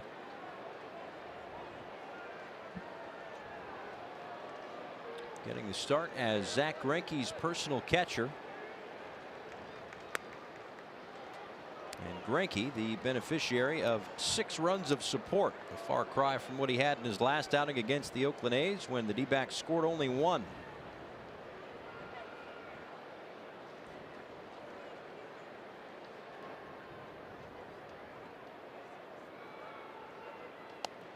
Swung on and missed.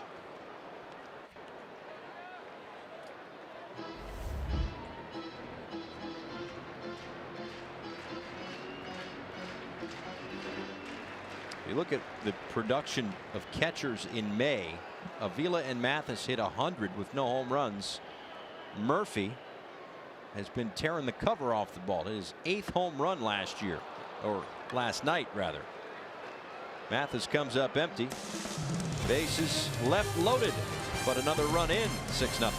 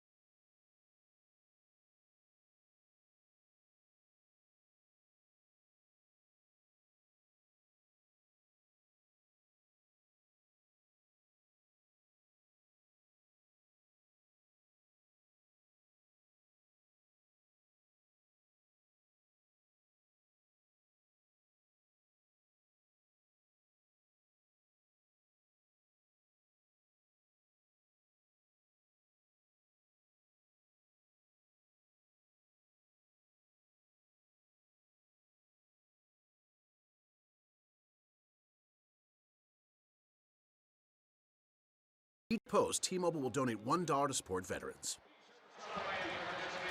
They had the Legends race in between innings here in Arizona.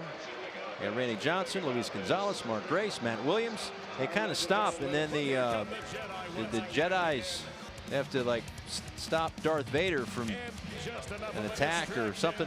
And then there you go. Mark Grace is able to win it. That's how it's won tonight on Star Wars night. Starlin will lead things off for the Marlins. JT Realmuto and Justin Bohr here in the 6th against Zach Greinke.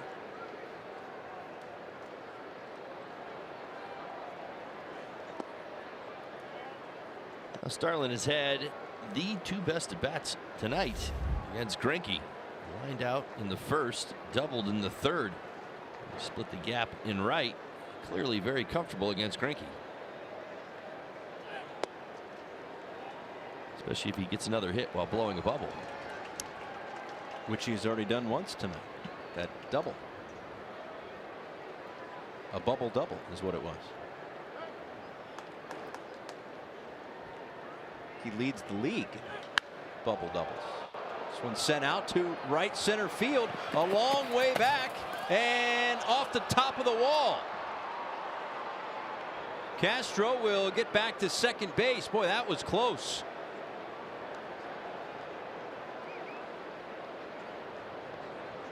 And the Marlins may want to take another look at this one.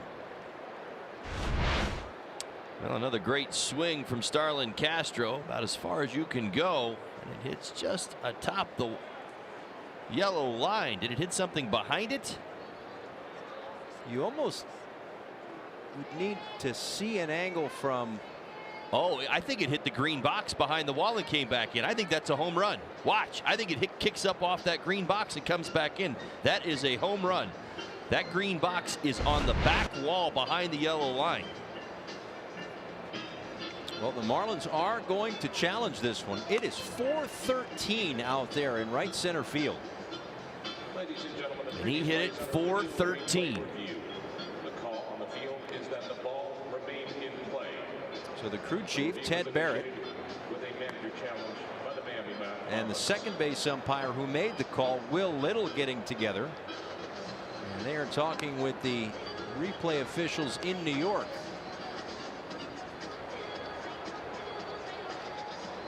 So this is an umpire review, in fact.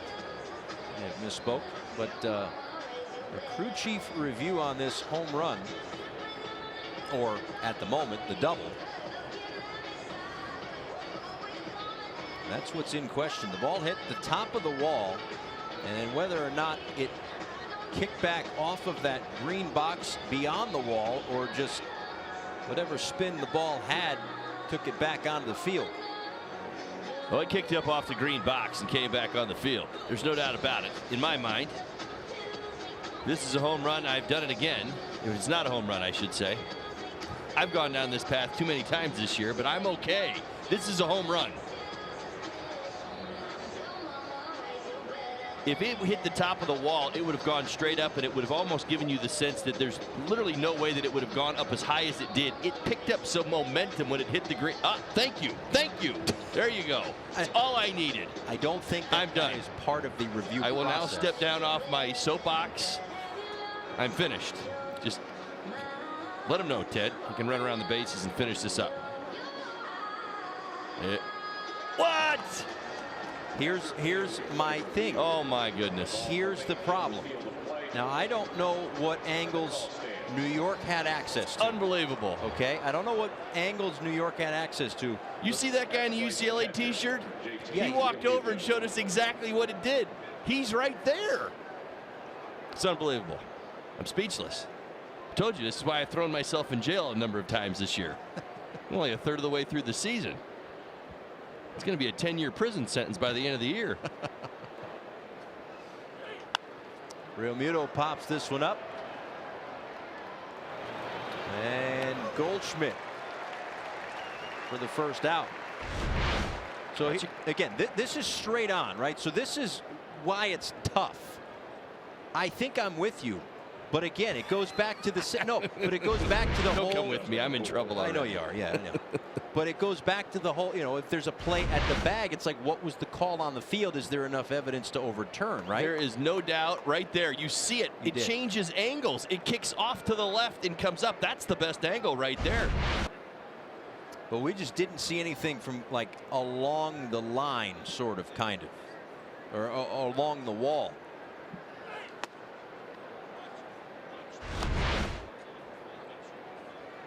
So right here, top of the wall. Thank you.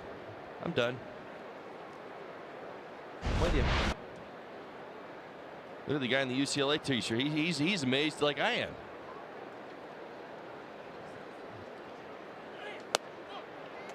Well, a long double, along with a question mark for Starlin Castro, who is at second base with one out for Justin Bour.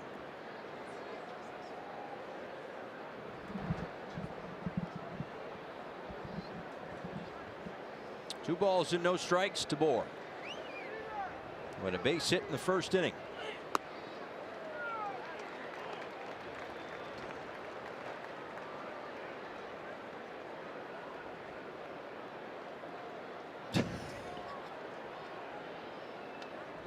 It's unbelievable.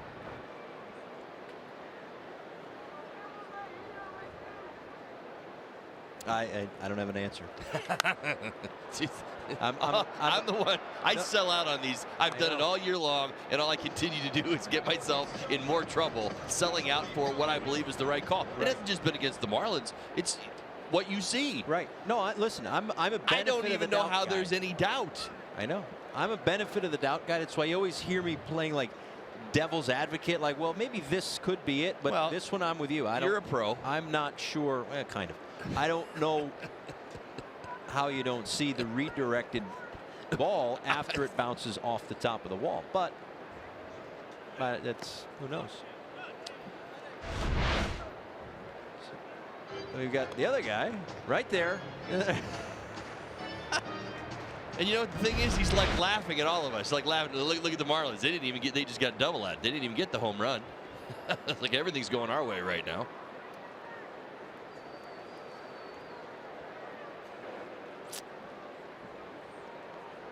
I don't know. I don't know, Holly. There's a 3-2 pitch. Line foul down the right field line.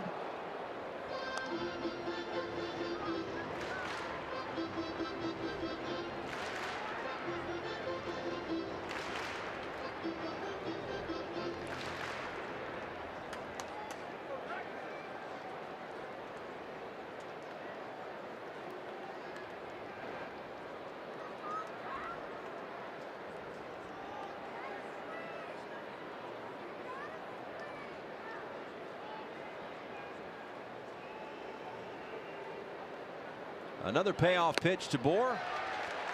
Tipped into the glove for the 4th strikeout in the ball game for Greinke. 2 away. Time for the Chevrolet Prospect Spotlight, and it's Eric Jagielo, a former first-round pick of the New York Yankees out of Notre Dame back in 2013. Last 10 games, 4 doubles, couple of home runs, 13 RBIs, and right now 4th in the Southern League with 34 ribbies. Making it happen at AA Jacksonville. Well, I love that we are making a daily effort to keep the Marlins fans informed of the great numbers so many of the minor leaguers are putting up. It's fantastic to see. That was not the case last year. I can speak to it. This season has been so different for the Marlins minor league system.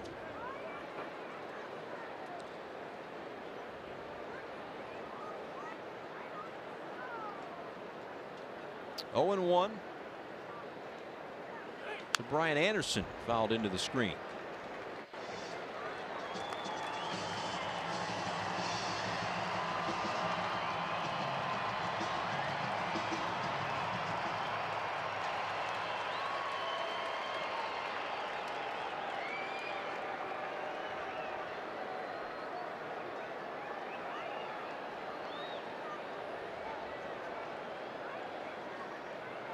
Castro on at second after the double that was reviewed. We have an explanation on that from the supervisor. They looked at the angles, and they could not definitively determine that the ball struck something that was out of play.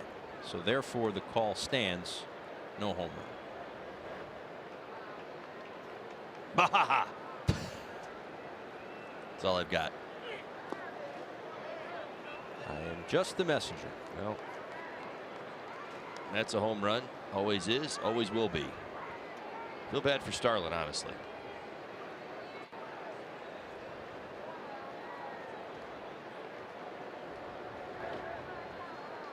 Off the top of the wall, back onto the field of play. And he's on at second, and the Marlins still don't have a run on the board. Well, I'll just leave it at this. I got 2 Diamondbacks fans to back me on this. By the pool. Bruin and his pal out there. Didn't even ask for their help. Out to right field, a long way back and over the head of Chris Owings. It one-hops the wall. He can't find it, and Anderson's on his way to third. Castro's going to score after all, but it's on the triple for Brian Anderson. It's 6-1. Well, time and time again, we talk about Brian Anderson and great at bats, particularly with runners in scoring position. Comes through once again. On display the power the other way. Elevated breaking ball just below the waist.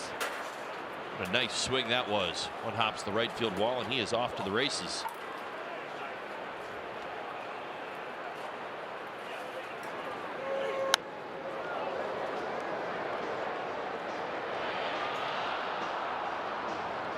It kind of took a funky little hop out there in right field on Owings. Castro able to score easily with 2 outs from second base. As the pitching coach Mike Butcher is out to talk with Greinke.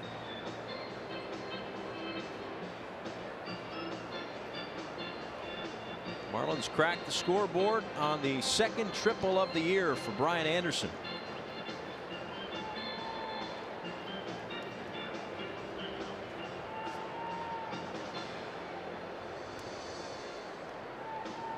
Now Derek Dietrich.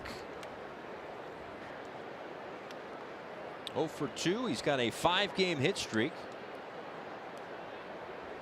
And back-to-back 3-hit games. Now Greinke's gone after him for the most part with soft stuff. We'll see what he does this at bat. See 86 outside corner right away. They've got him at 1 fastball seen tonight.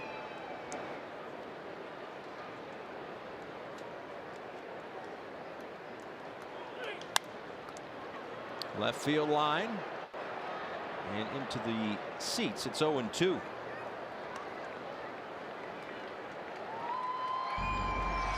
"23 batters faced tonight for Greinke. 19 first pitch strikes. He's been working from ahead for a good chunk of this night. 86 pitches, 4 strikeouts. He surrendered his first run. And now the 0-2 to Dietrich. I mentioned the back-to-back 3-hit games for Dietrich. It rose his batting average 20 points from 255 to 276 at the start of play.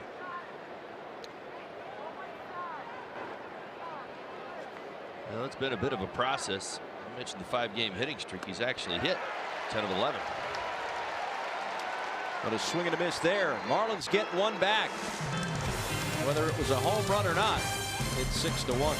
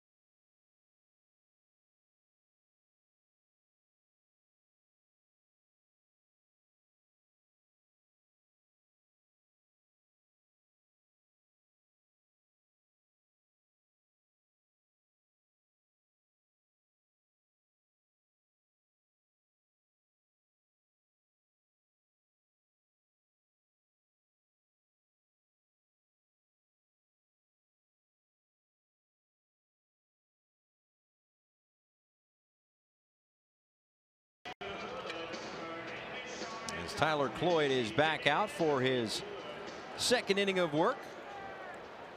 4 innings from Caleb Smith in this one. 5 hits, 5 runs, a couple of walks, and 5 strikeouts. Zach Greinke, on the other hand, 5 strikeouts and 1 run in 6 innings of work. He will lead things off here in the bottom of the 6th inning. It's Greinke and then Dyson and Ahmed. 9-1-2. Couple more home runs for the Diamondbacks. They have now hit 15 homers in their last 5.5 games as Greinke sends one out to deep center field. But Shuck is there for the first out.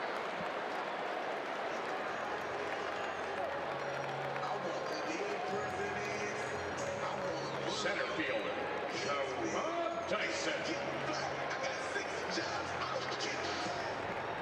So 6 runs tonight. That's 36 runs scored on the homestand for the Arizona Diamondbacks.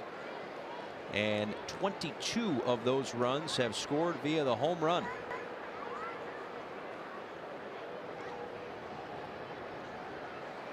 As Dyson takes a called strike. Dyson lined out to left field in the first. Singled in the third, but he was picked off and caught stealing and then grounded back to the mound. Make sure his teammates are awake right there. It's 0-2.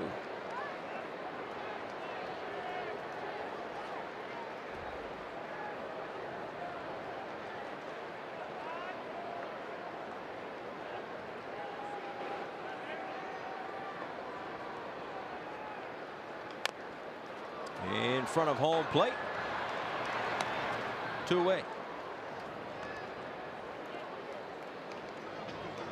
FPL is proud to support our first responders in good weather and bad. See how at FPL.com.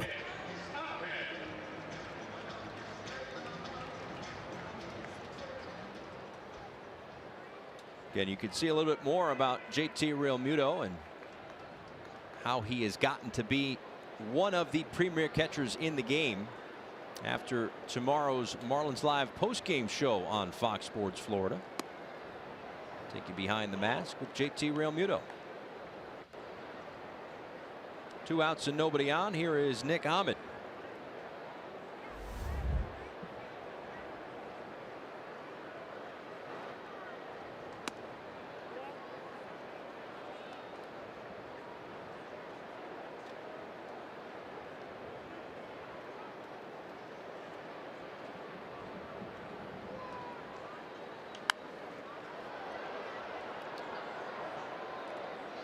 Ahmed originally drafted by the Arizona Diamondbacks in the 2nd round in 2011, but got to the D-backs from the Braves in a deal that included Martin Prado back in 2013.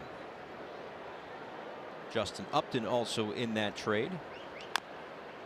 As this one is chopped to Rojas. Makes the play. And a 1-2-3 6th inning for Tyler Cloyd. We go to the 7th, 6-1.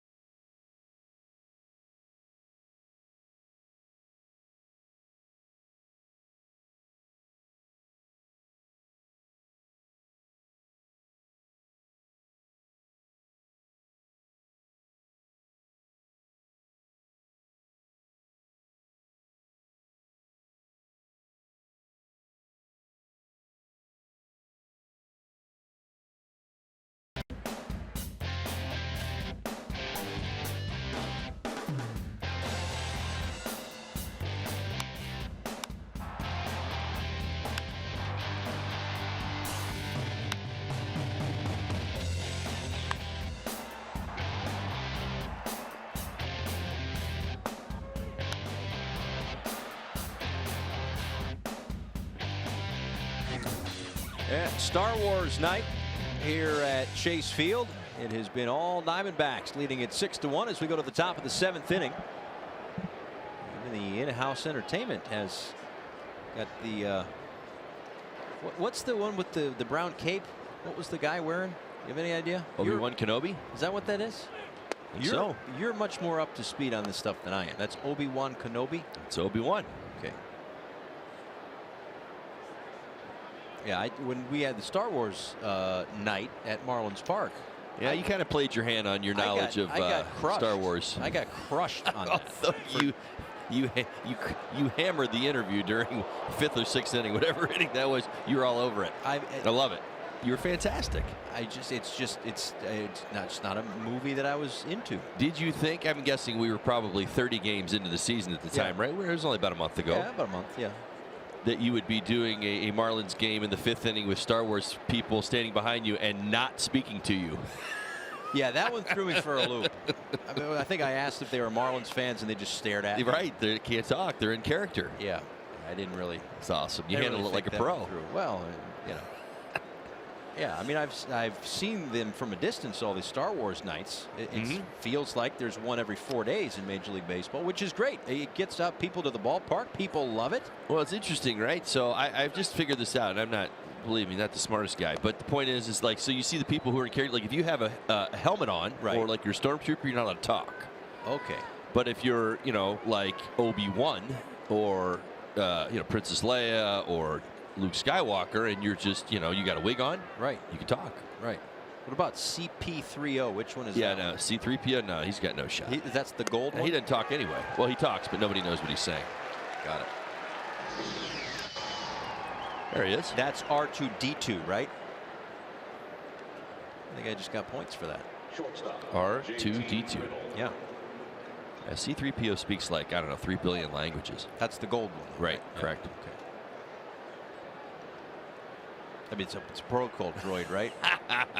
More or less. I love you. Feed lines Somebody from the just producers. told you that in your ears, right, and you threw it out like you do exactly what you were saying. I love it. One ear right out into the world. Hey, man, you're right. It's exactly right. I don't even know what that means. The best part about that was the 2 seconds that you processed what you heard, because I heard it too.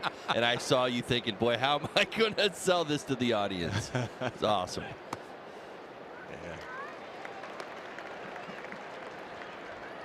It's one of those things where, well done. It's good. In life, you just have to know what you don't know. Yeah. And I know I don't know Star Wars. I have had people, very kind people, come up to me and say, I will give you the box set. You can watch it. Well, over the next 6.5 months, you can watch all the movies. You're now a permanent resident. Is that Yoda? It's on his back, correct. And he's the one that speaks out of order, right? Well, Yoda's the boss. He's like the supreme Jedi. Base hit for JT Riddle, that is. See, now you're a permanent resident in the state of Florida. That's correct. Now, as permanent as Fox Sports Florida will have me, I don't know about permanent. It's not where I'm going with this. I'm merely talking about your short distance to Disney World. Yes. And literally the world of Star Wars. So you're going to have to get up to speed. Literally.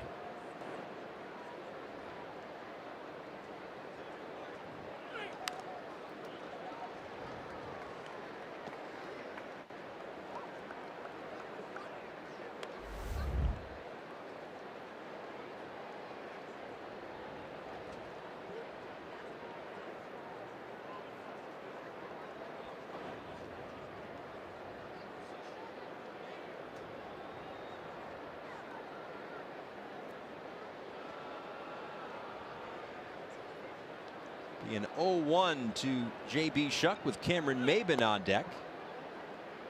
That one misses low.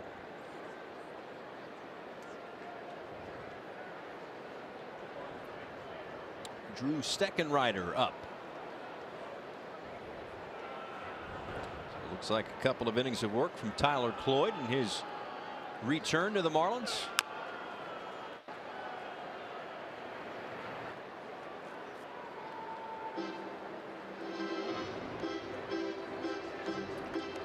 lost in all my Star Wars nonsense.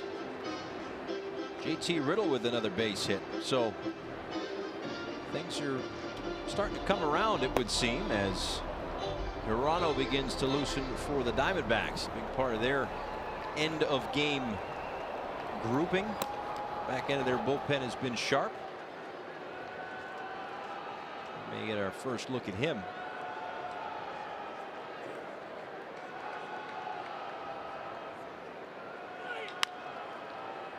Chop right side. Marte has the one play at first, and he gets shucked by a step. To second goes Riddle, 2 outs. A burger, a beer, and a ball game. Start the weekend off right with Modelo Burger and Beer Fridays. Enjoy this fantastic deal on June 8th when the Marlins take on the Padres at 7:10. Tickets start at just $30. Get your tickets at marlins.com/burger.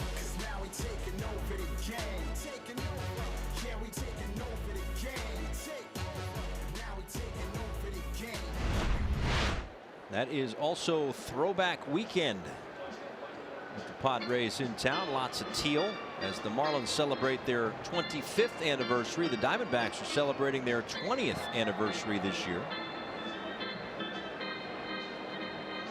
There's Mike Butcher out to talk with Zach Greinke, who is up over 100 pitches for the 4th time this year. Started in 1998, the year after the first Marlins World Series championship. D-backs, of course, won their world title in 2001, 2 years before the Marlins won their second.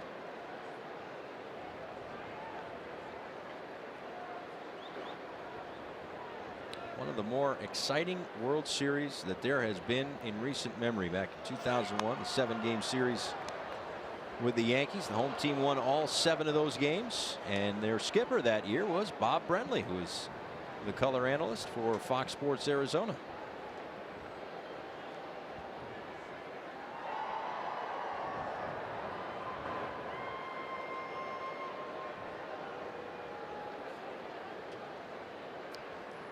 Now Maben 2 for 5 in his career versus Greinke with a home run.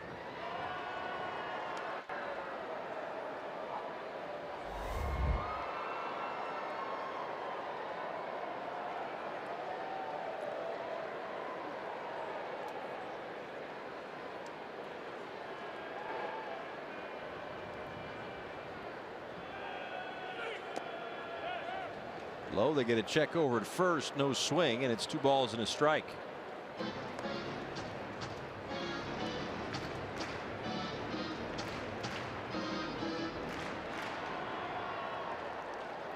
the 105 pitch is now a new season high. He threw 104 against the Milwaukee Brewers on the 15th of May. Worked 6 innings that night, trying to get through 7 here tonight.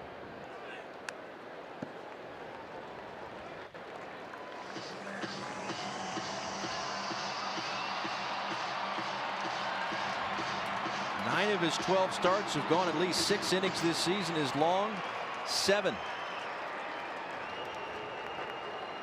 Done that twice.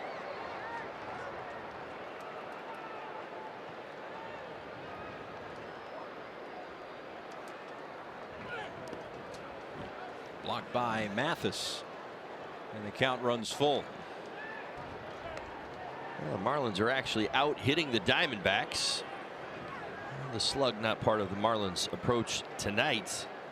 We mentioned the number of home runs in the last 21 games, 16 of them for the Diamondbacks home runs. For the Marlins, 6 home runs in their last 12 games.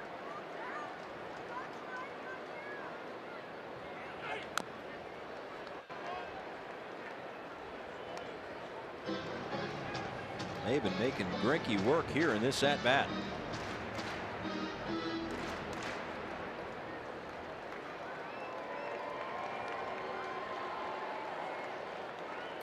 As a hitter, part of what you trust is the fact that Greinke throws so many strikes and is always around the hitting zone, around that strike zone. Good at bat. I was trying to talk him into that, and it worked. 109 pitches. Let's see if that's it. Lovello's jumping out of the dugout, and it looks like it might be it for Greinke. That is the first walk issued by Greinke. Torey Lovello comes out, going to make the Florida Lottery call to the bullpen. 6 2/3 for Zach Greinke as he gets a hand from this Chase Field crowd after another solid outing. He leaves with a 6-1 lead.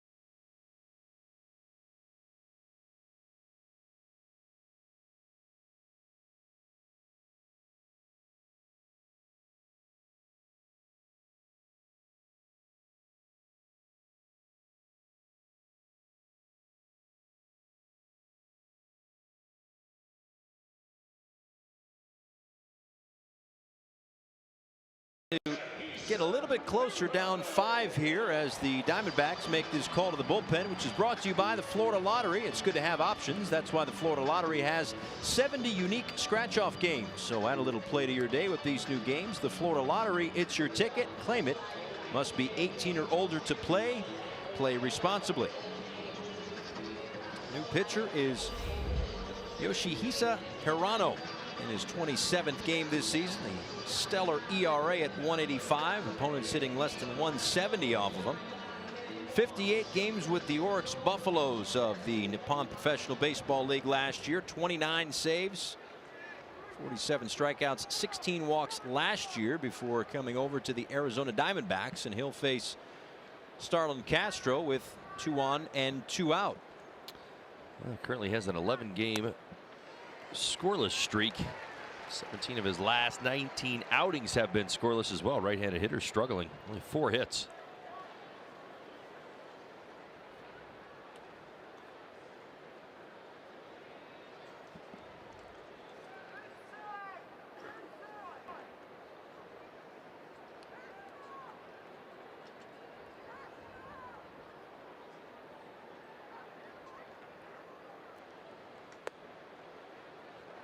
Up and away to Starlin Castro, who's at bat in the 6th inning, left a lot of us scratching our heads. Hit one right to that 413 marker out there in right center field. Hit the top of the wall. It looked as though it hit the top of the wall, the little green box behind it, which would have meant it was a home run, as Freddie Gonzalez scoots out of the way. But the umpires got together, crew chief review. The umpires and replay officials in New York said there was no convincing evidence that the ball hit something beyond the wall. Therefore, it was a double by Castro. And he did, however, come around to score on the RBI triple from Brian Anderson. Now Castro down in the count, a ball and 2 strikes. A chance for the Marlins to get a little closer here in the 7th. Arano deals and chop to short. Throw to first. Gets Castro by a step. And it's time to stretch here at Chase Field with the Diamondbacks up 6-1.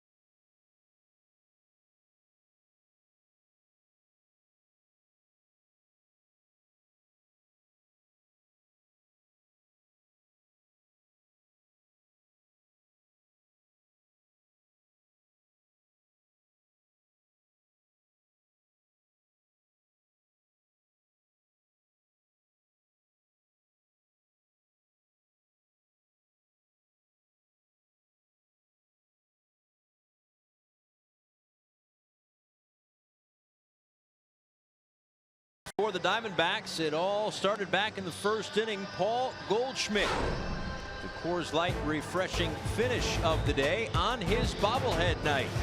The Paul solo bobbleheads, and then the Paul Goldschmidt solo home run. About 110 miles an hour off the bat, tucks it behind the foul pole. His second home run here at Chase Field in 2018, his 8th overall. And slowly but surely, it seems like Paul Goldschmidt is getting back to the perennial all-star and MVP candidate that we have come to know over the years. Drew Steckenrider will face Goldschmidt to begin the 7th inning, 26th game for him. After a couple of innings from Tyler Cloyd, gave up a hit and a run. And now Steckenrider, the 3rd Marlins pitcher of the night. Steckenrider, 4 consecutive scoreless appearances, no walks, 3 strikeouts. Good stuff. Fastball command starting to come back around.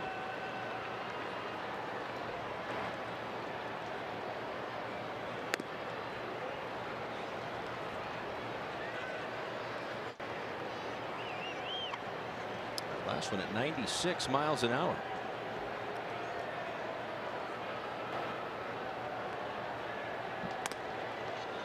That one too at 96 miles an hour on the outside corner, and it's 2 balls and 2 strikes.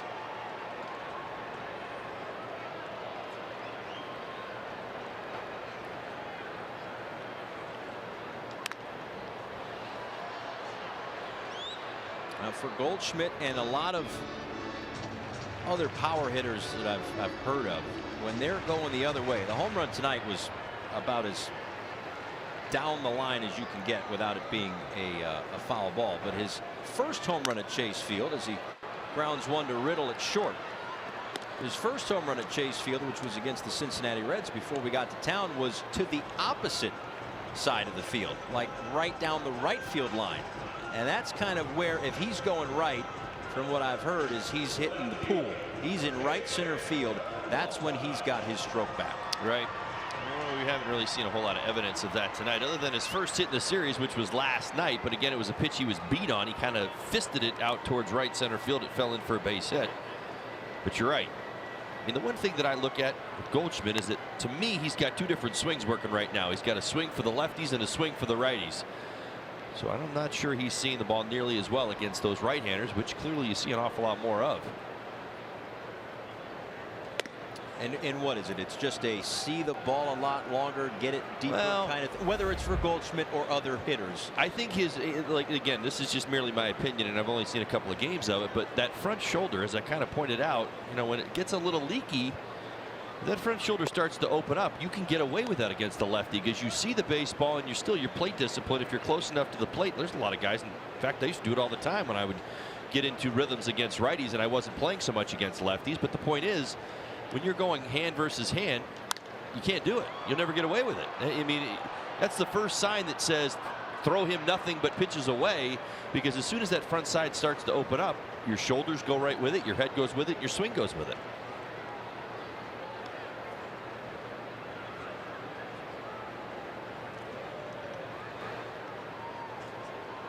Two balls, 2 strikes to David Peralta, who has the other home run for the D-backs tonight, as he is rung up for the second out here in the 7th. Well, good stuff from Steck. Talking about that fastball command coming back around. He's been working hard and the results are starting to show.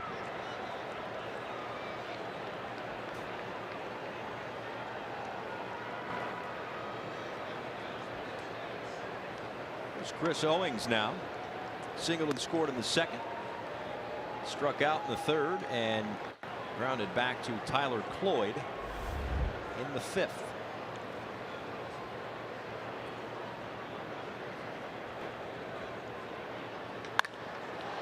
This one is high and fairly deep to left center field, but it's going to stay in the yard. Dietrich puts it away.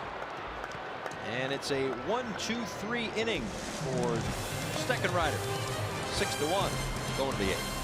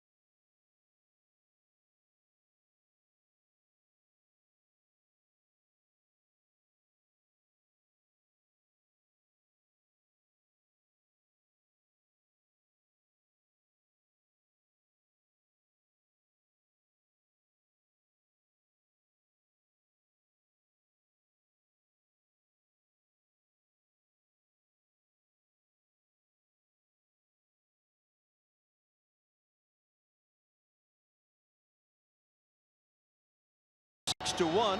Paul Severino, Todd Hollinsworth, Jessica Blaylock with you. As Hirano got the last out of the 7th inning, got Starlin Castro to ground out to shortstop. And back out here for the 8th to face Real Muto, Bohr, and Anderson.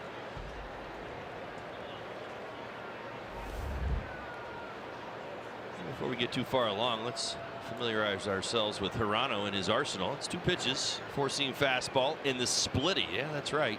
Fastball 92-93, split finger at about 83-84. Really nothing vertical, or excuse me, nothing horizontal across the zone. He's very vertical in his approach.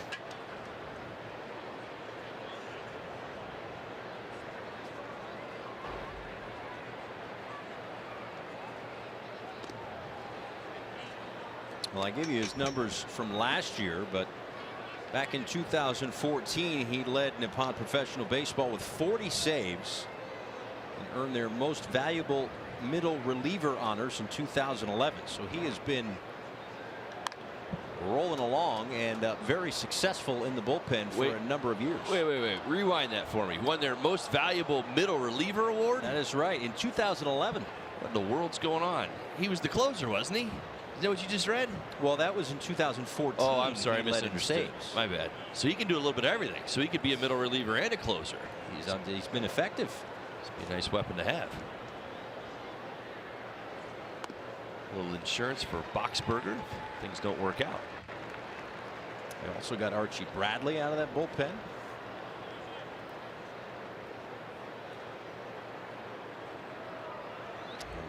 Andrew Chafin, who is loosening right now. 12 of his last 13 outings have been scoreless.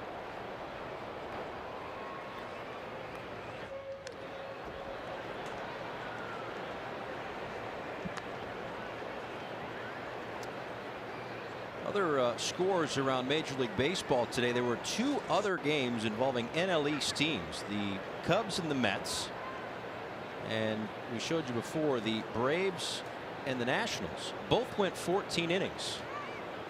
The Nationals won 5-3, and the Mets, who again got another solid performance from Jacob deGrom, who had 13 strikeouts in 7 innings of work. The Cubs scored 6 runs in the top of the 14th inning to win that game 7-1. Ouch. Yep.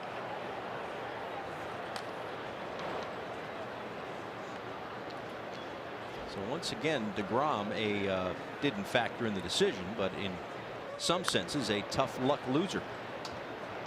He had, what was it, a 06 something ERA in May? Right. I think we were talking about this when we saw the Mets a little while ago.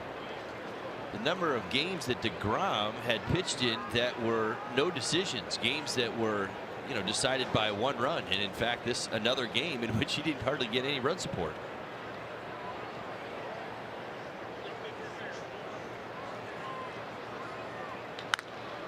The base hit for JT here in the 8th inning.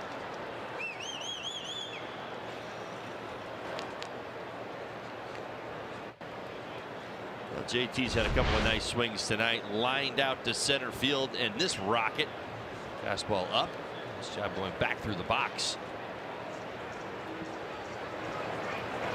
Sir, good swing. First hit of the night for JT. Just the 5th hit to a right-handed hitter surrendered by Hirano since April 3rd. Torey Lovello going to go to the pen. The Florida Lottery call to the bullpen.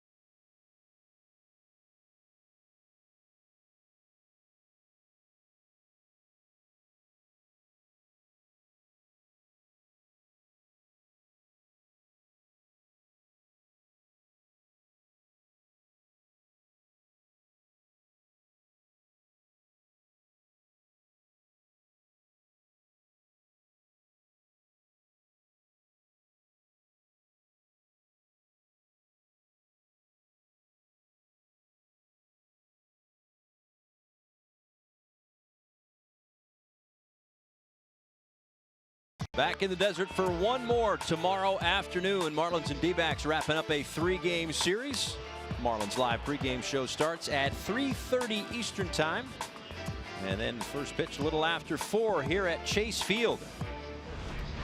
My guess is that the roof will be closed when Dan Straley and Matt Cook go at it head to head. Straley making his 7th start off the disabled list. And for Cook, it'll be his 10th. That's tomorrow afternoon. But first things first, trying to get back in the ball game here with 1 on and nobody out in the 8th. Chafin, the lefty, misses outside to Justin Bohr. Bohr had a hit in the first inning. 28th game for Chafin. Mentioned before, 12 of his last 13 have been scoreless outings.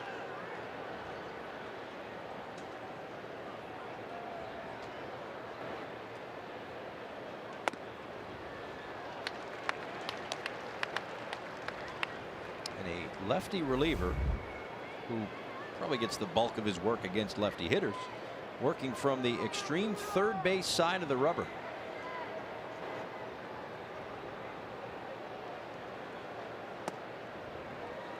This is outside, 2-1. He really tries to stay dialed in on that outside corner to the lefty. There you go. It's a pretty good look. Throws across his body just a bit.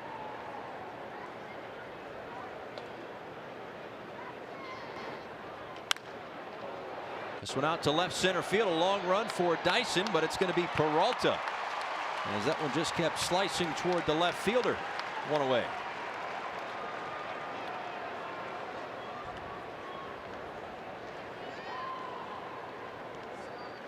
Chafin throws hard, 94-95 with the 4-seam fastball. Also throws a slider. That's it. 2 pitches.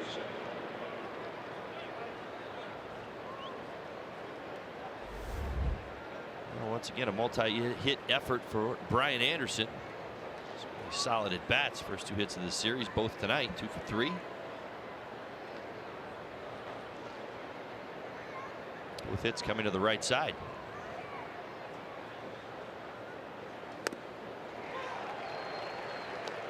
It is 18 multi-hit games for him this year, which among rookies is tied with Miguel Andujar, who once again had a 2-hit game for the New York Yankees today, who beat the Orioles 8-5.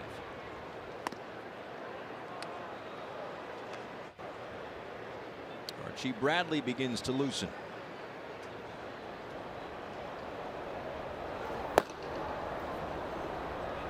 Diamondbacks had the day off Thursday before the Marlins came to town.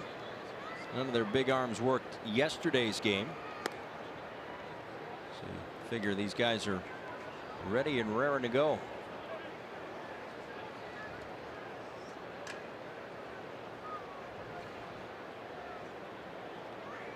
This one of 3 games still going on around Major League Baseball. Extra innings in Anaheim with the Rangers up 3-2. And the Mariners have a 3-1 lead in the 7th against the Rays.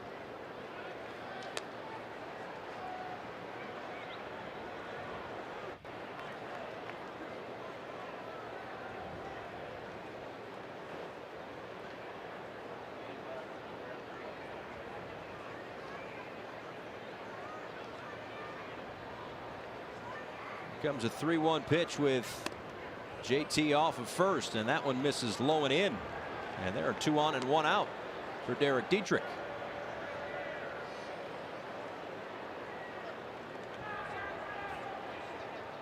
Left fielder, Derek Dietrich. Marlins left 9 men on base in last night's ball game. So far here tonight, they have stranded 6. They have another opportunity right here. 2 on and 1 out. And one of their hottest hitters in the last week or so, Derek Dietrich, at the plate. He's got a 5-game hit streak. He's 0 for 3 to this point. He doesn't chase a ball and no strikes. Oh, Greinke attacked him. Of course, Greinke being right-handed, awful lot of breaking balls. Slow stuff, change in speeds. 5-game hitting streak on the line right now. 0 for 3 against Greinke.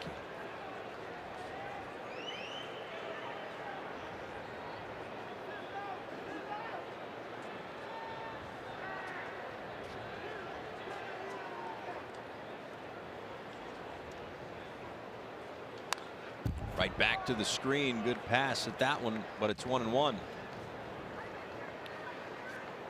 That really has been the key during this real hot stretch for Dietrich. When he gets his pitch, he's not missing it. Good swings, good passes, as you just mentioned. It's not affording the pitchers the pitching against him to make very many mistakes.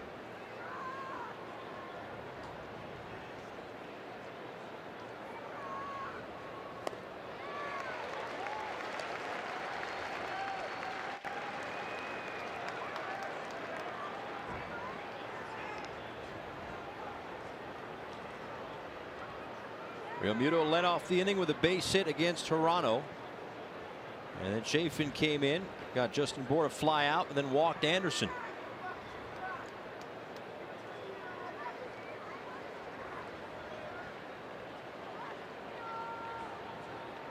And now the 2-1 pitch. We'll check that the 1-2 pitch swung on and missed.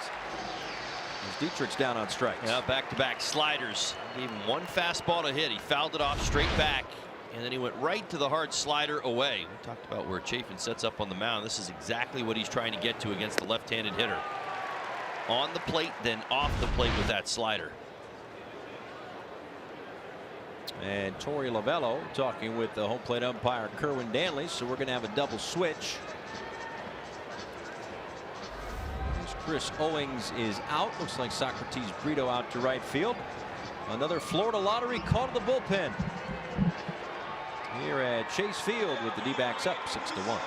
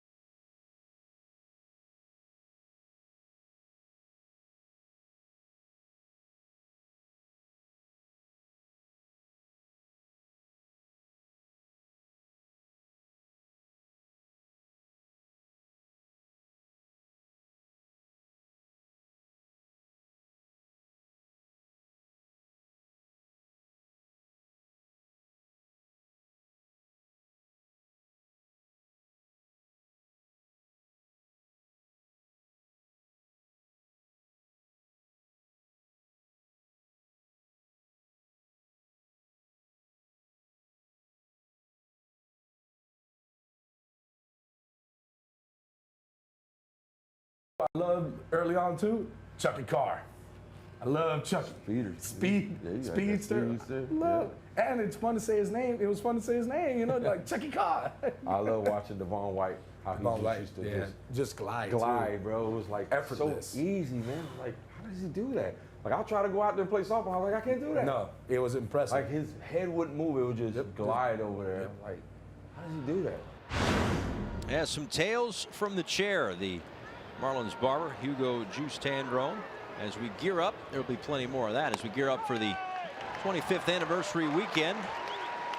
Socrates Brito is out in right field, part of the double switch. Archie Bradley is on the mound in his 27th game. Well, the hard-throwing right-hander. As you mentioned, 2.73 ERA. Four-seam fastball curve. 95, 96, 97 range. Rojas out to Brito. The ball will find you. when you're into the game. Bradley comes in, throws a couple of pitches, and gets the third out of the top of the 8th.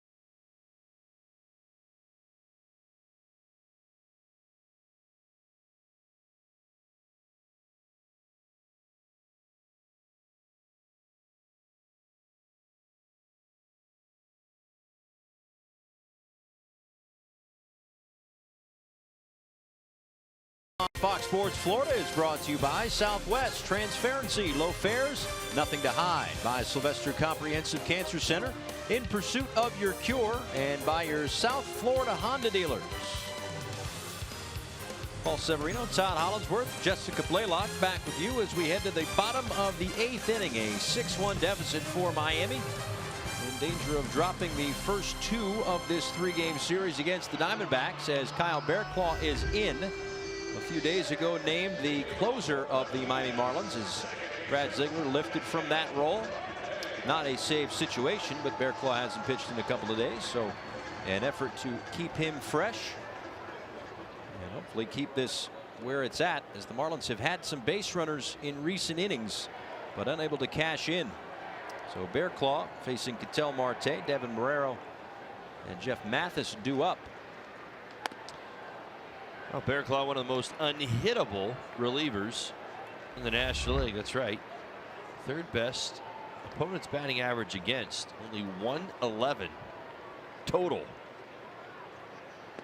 Righties are hitting 100, lefties 122. A whole lot of nothing for Kyle.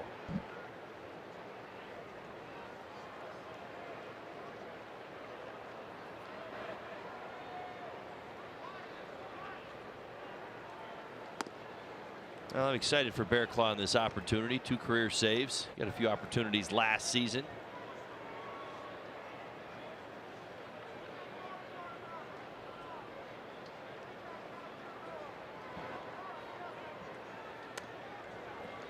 Now, what would lead you to believe that he will be successful in that role? What do you like about him? His demeanor. I'm trying to say that straight face, because I mean, any of us who knows Kyle, I mean, he's as hard to read as anybody that you'll run across, because his disposition is the same almost all the time. I mean, he's got the perfect makeup, not just in the stuff, but in the body language, and a lot of things that kind of lead you to believe, can this guy handle the stress of good and bad, which is a closer's role. He most definitely can handle it.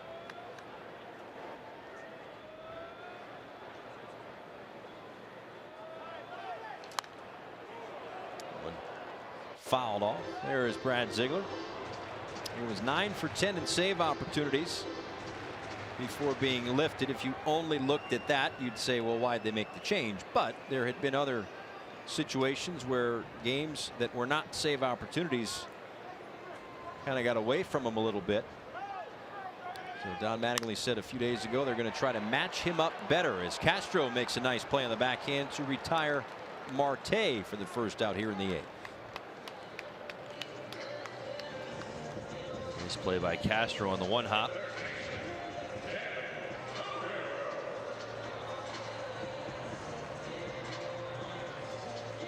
And so they're going to try to match up Ziegler a little bit better.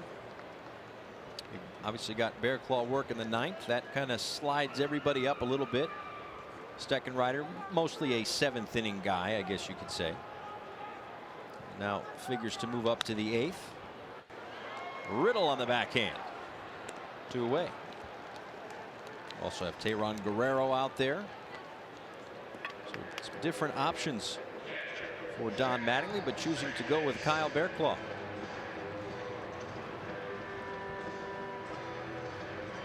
But I guess it all boils down to if the starting pitching does its job, and we have seen it go on nice runs a couple of times this season. If the starting pitching does its job and sets it up nice, then you can have this guy, this guy, this guy, and then you're good to go. Tonight, a little bit of a different story, of course.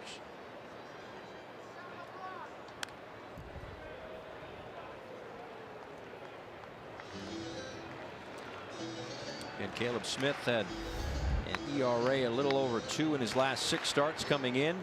5 earned runs in 4 innings, gave up a couple of home runs. Marlins have been down since the bottom of the 1st inning.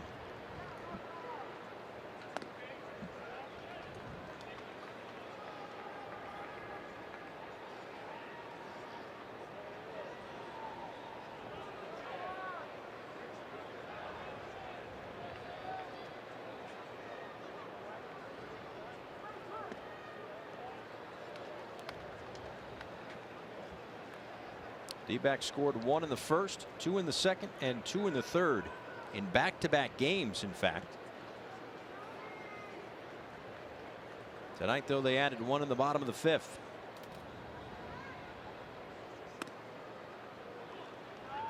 There's a strike to Mathis, who had a sac fly in the 2nd inning.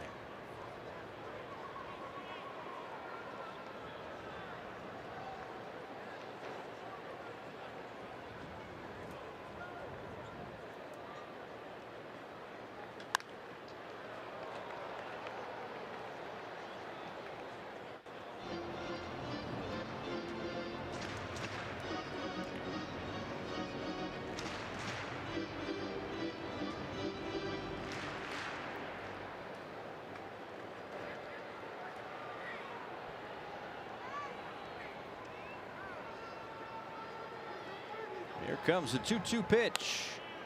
Well, that's a pretty good pitch. And on the edge. Well, one thing Kyle has done a much better job with this year, the walks. A bit of a problem last year. Only 15 so this year. And on the edge. If he dials that up again, he'll get the call. A little bit more middle, fouled back to the screen, still 3-2.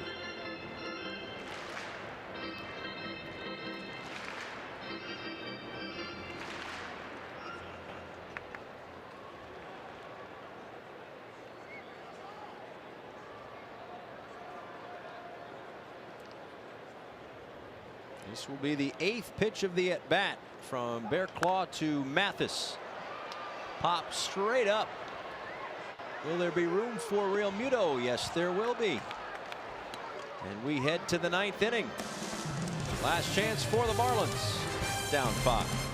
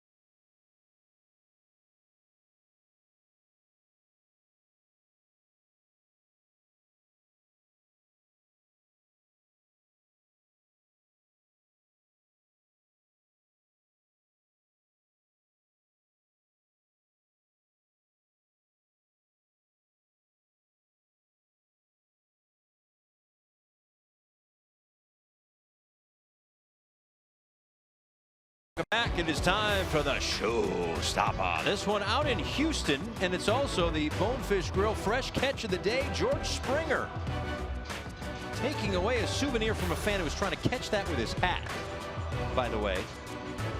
Nice catch there by Springer in foul ground. Tumbling in. Look at these fan reactions. You got the guy with the red hat who couldn't believe it. You got Jim McMahon, the former Bears quarterback, right behind him with the shades. And then the old Boston uni right behind him. The two Boston unis have their mouths. They're like wide open. They're like, no. Right. Sporting the Colt 45 set there. Pretty good. Nice catch. As the Houston Astros took on the Boston Red Sox, who won it 5-4. TJ McFarland in for his 19th game this season. He'll face JT Riddle to lead things off.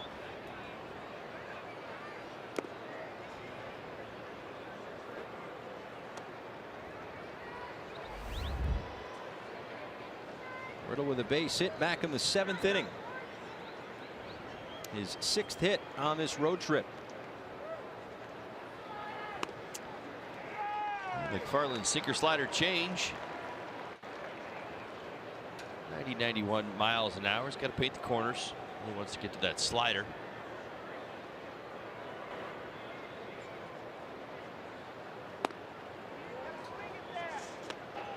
Lewis Brinson in the on deck circle, didn't get the start today.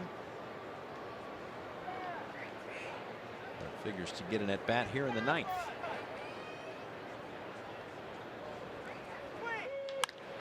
Right back to McFarland.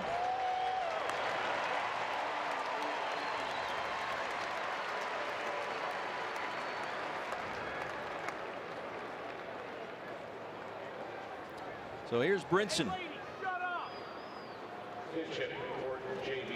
Brinson with the 2nd most games played on the club behind Brian Anderson.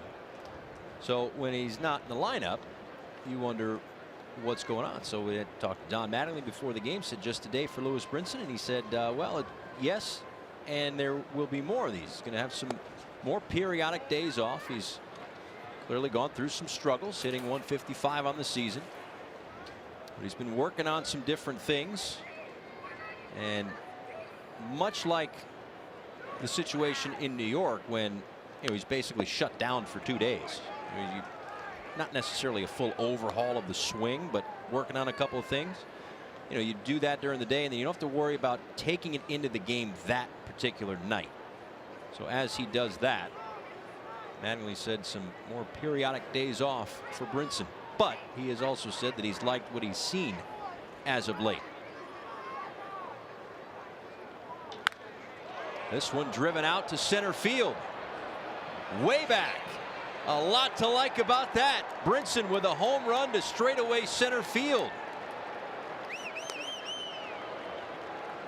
His 7th on the year. And it's now 6-2. Well, a real pretty swing from the young man. He gets a pitch up to his liking right about the waist and drives it out to center field. Good to see. That may be the highlight of tonight's ball game in a lot of ways. See Brinson start to get going once again. That would be fantastic.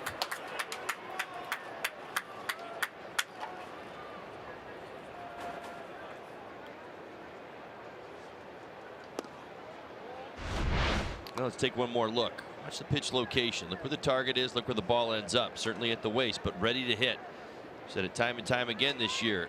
Goal for every hitter. When you get the mistake, you can't miss the mistake.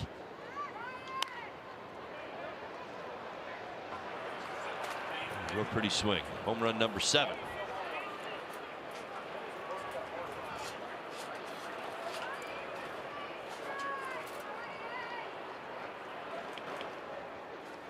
A ball and a strike to Brian Holiday, pinch hitting for Bear Claw.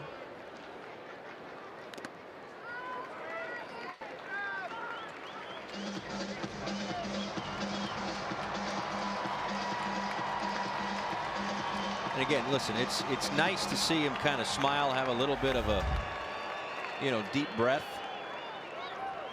He's done about as great a job as you could possibly do. As we said before, he's hitting 155 before that. We're around the cage every day. We see him working hard, and that's what Don Mattingly has said. He's done his best to keep his head up through the struggles, stay positive. Now a pinch hit appearance and a home run to center field, his 7th on the season. Right. Well, I mean, listen, Marlins fans, you got to remember this. There's not one cure-all. He's not going to come in and go 4 for 4 for a week and really get himself out of the hole that he's in. It's a deep hole. You have to find small victories each and every day. And as I just said, coming out of tonight's ball game, unless you score 4 more runs here and tie this thing up in the 9th, that's going to be one of the big victories today. Let's check out StatCast one more time. Great swing. 429 feet. I mean, he's got that type of power, Paul, one that he doesn't have to catch it flush on the barrel every time in order to hit it out. 106 miles an hour off the bat.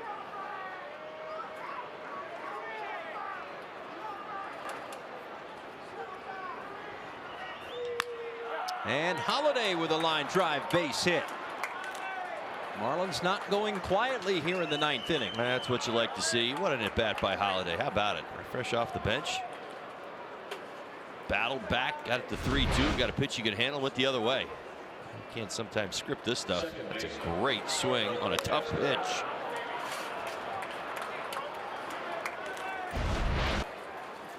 A couple of quality at-bats from the guys not in the starting lineup. Speaking of quality at-bats, this man has had quality at-bats all night long.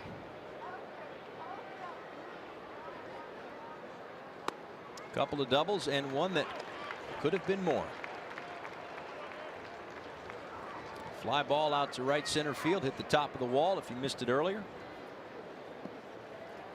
And umpires got together, said it did not hit anything beyond the wall. So it was a double. He did come around to score in the inning anyway on a Brian Anderson triple. There is the green box in question. The culprit of the double.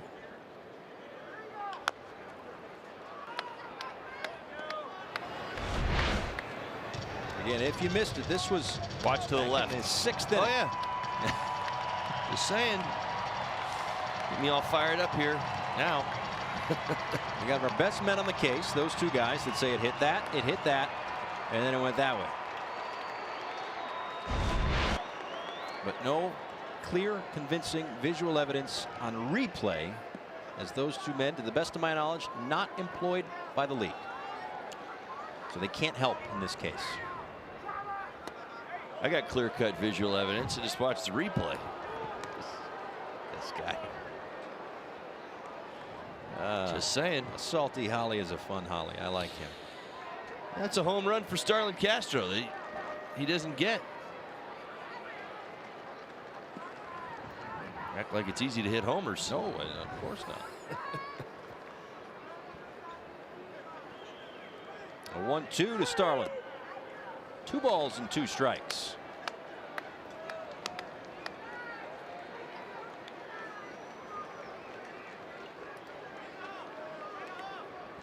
As I said before, the Marlins have had their base runners late in this ball game. They left 2 on in the 7th, 2 on in the 8th. They've scored a run on the Brinson home run. As this one is grounded to third, a sliding play to make the throw to second base, and Holiday is retired. Nicely done by Marrero at third. And just about scooted through the left side. Oh, 4-step dive, able to get just enough on the throw to get Holiday at second base. Second out here in the 9th.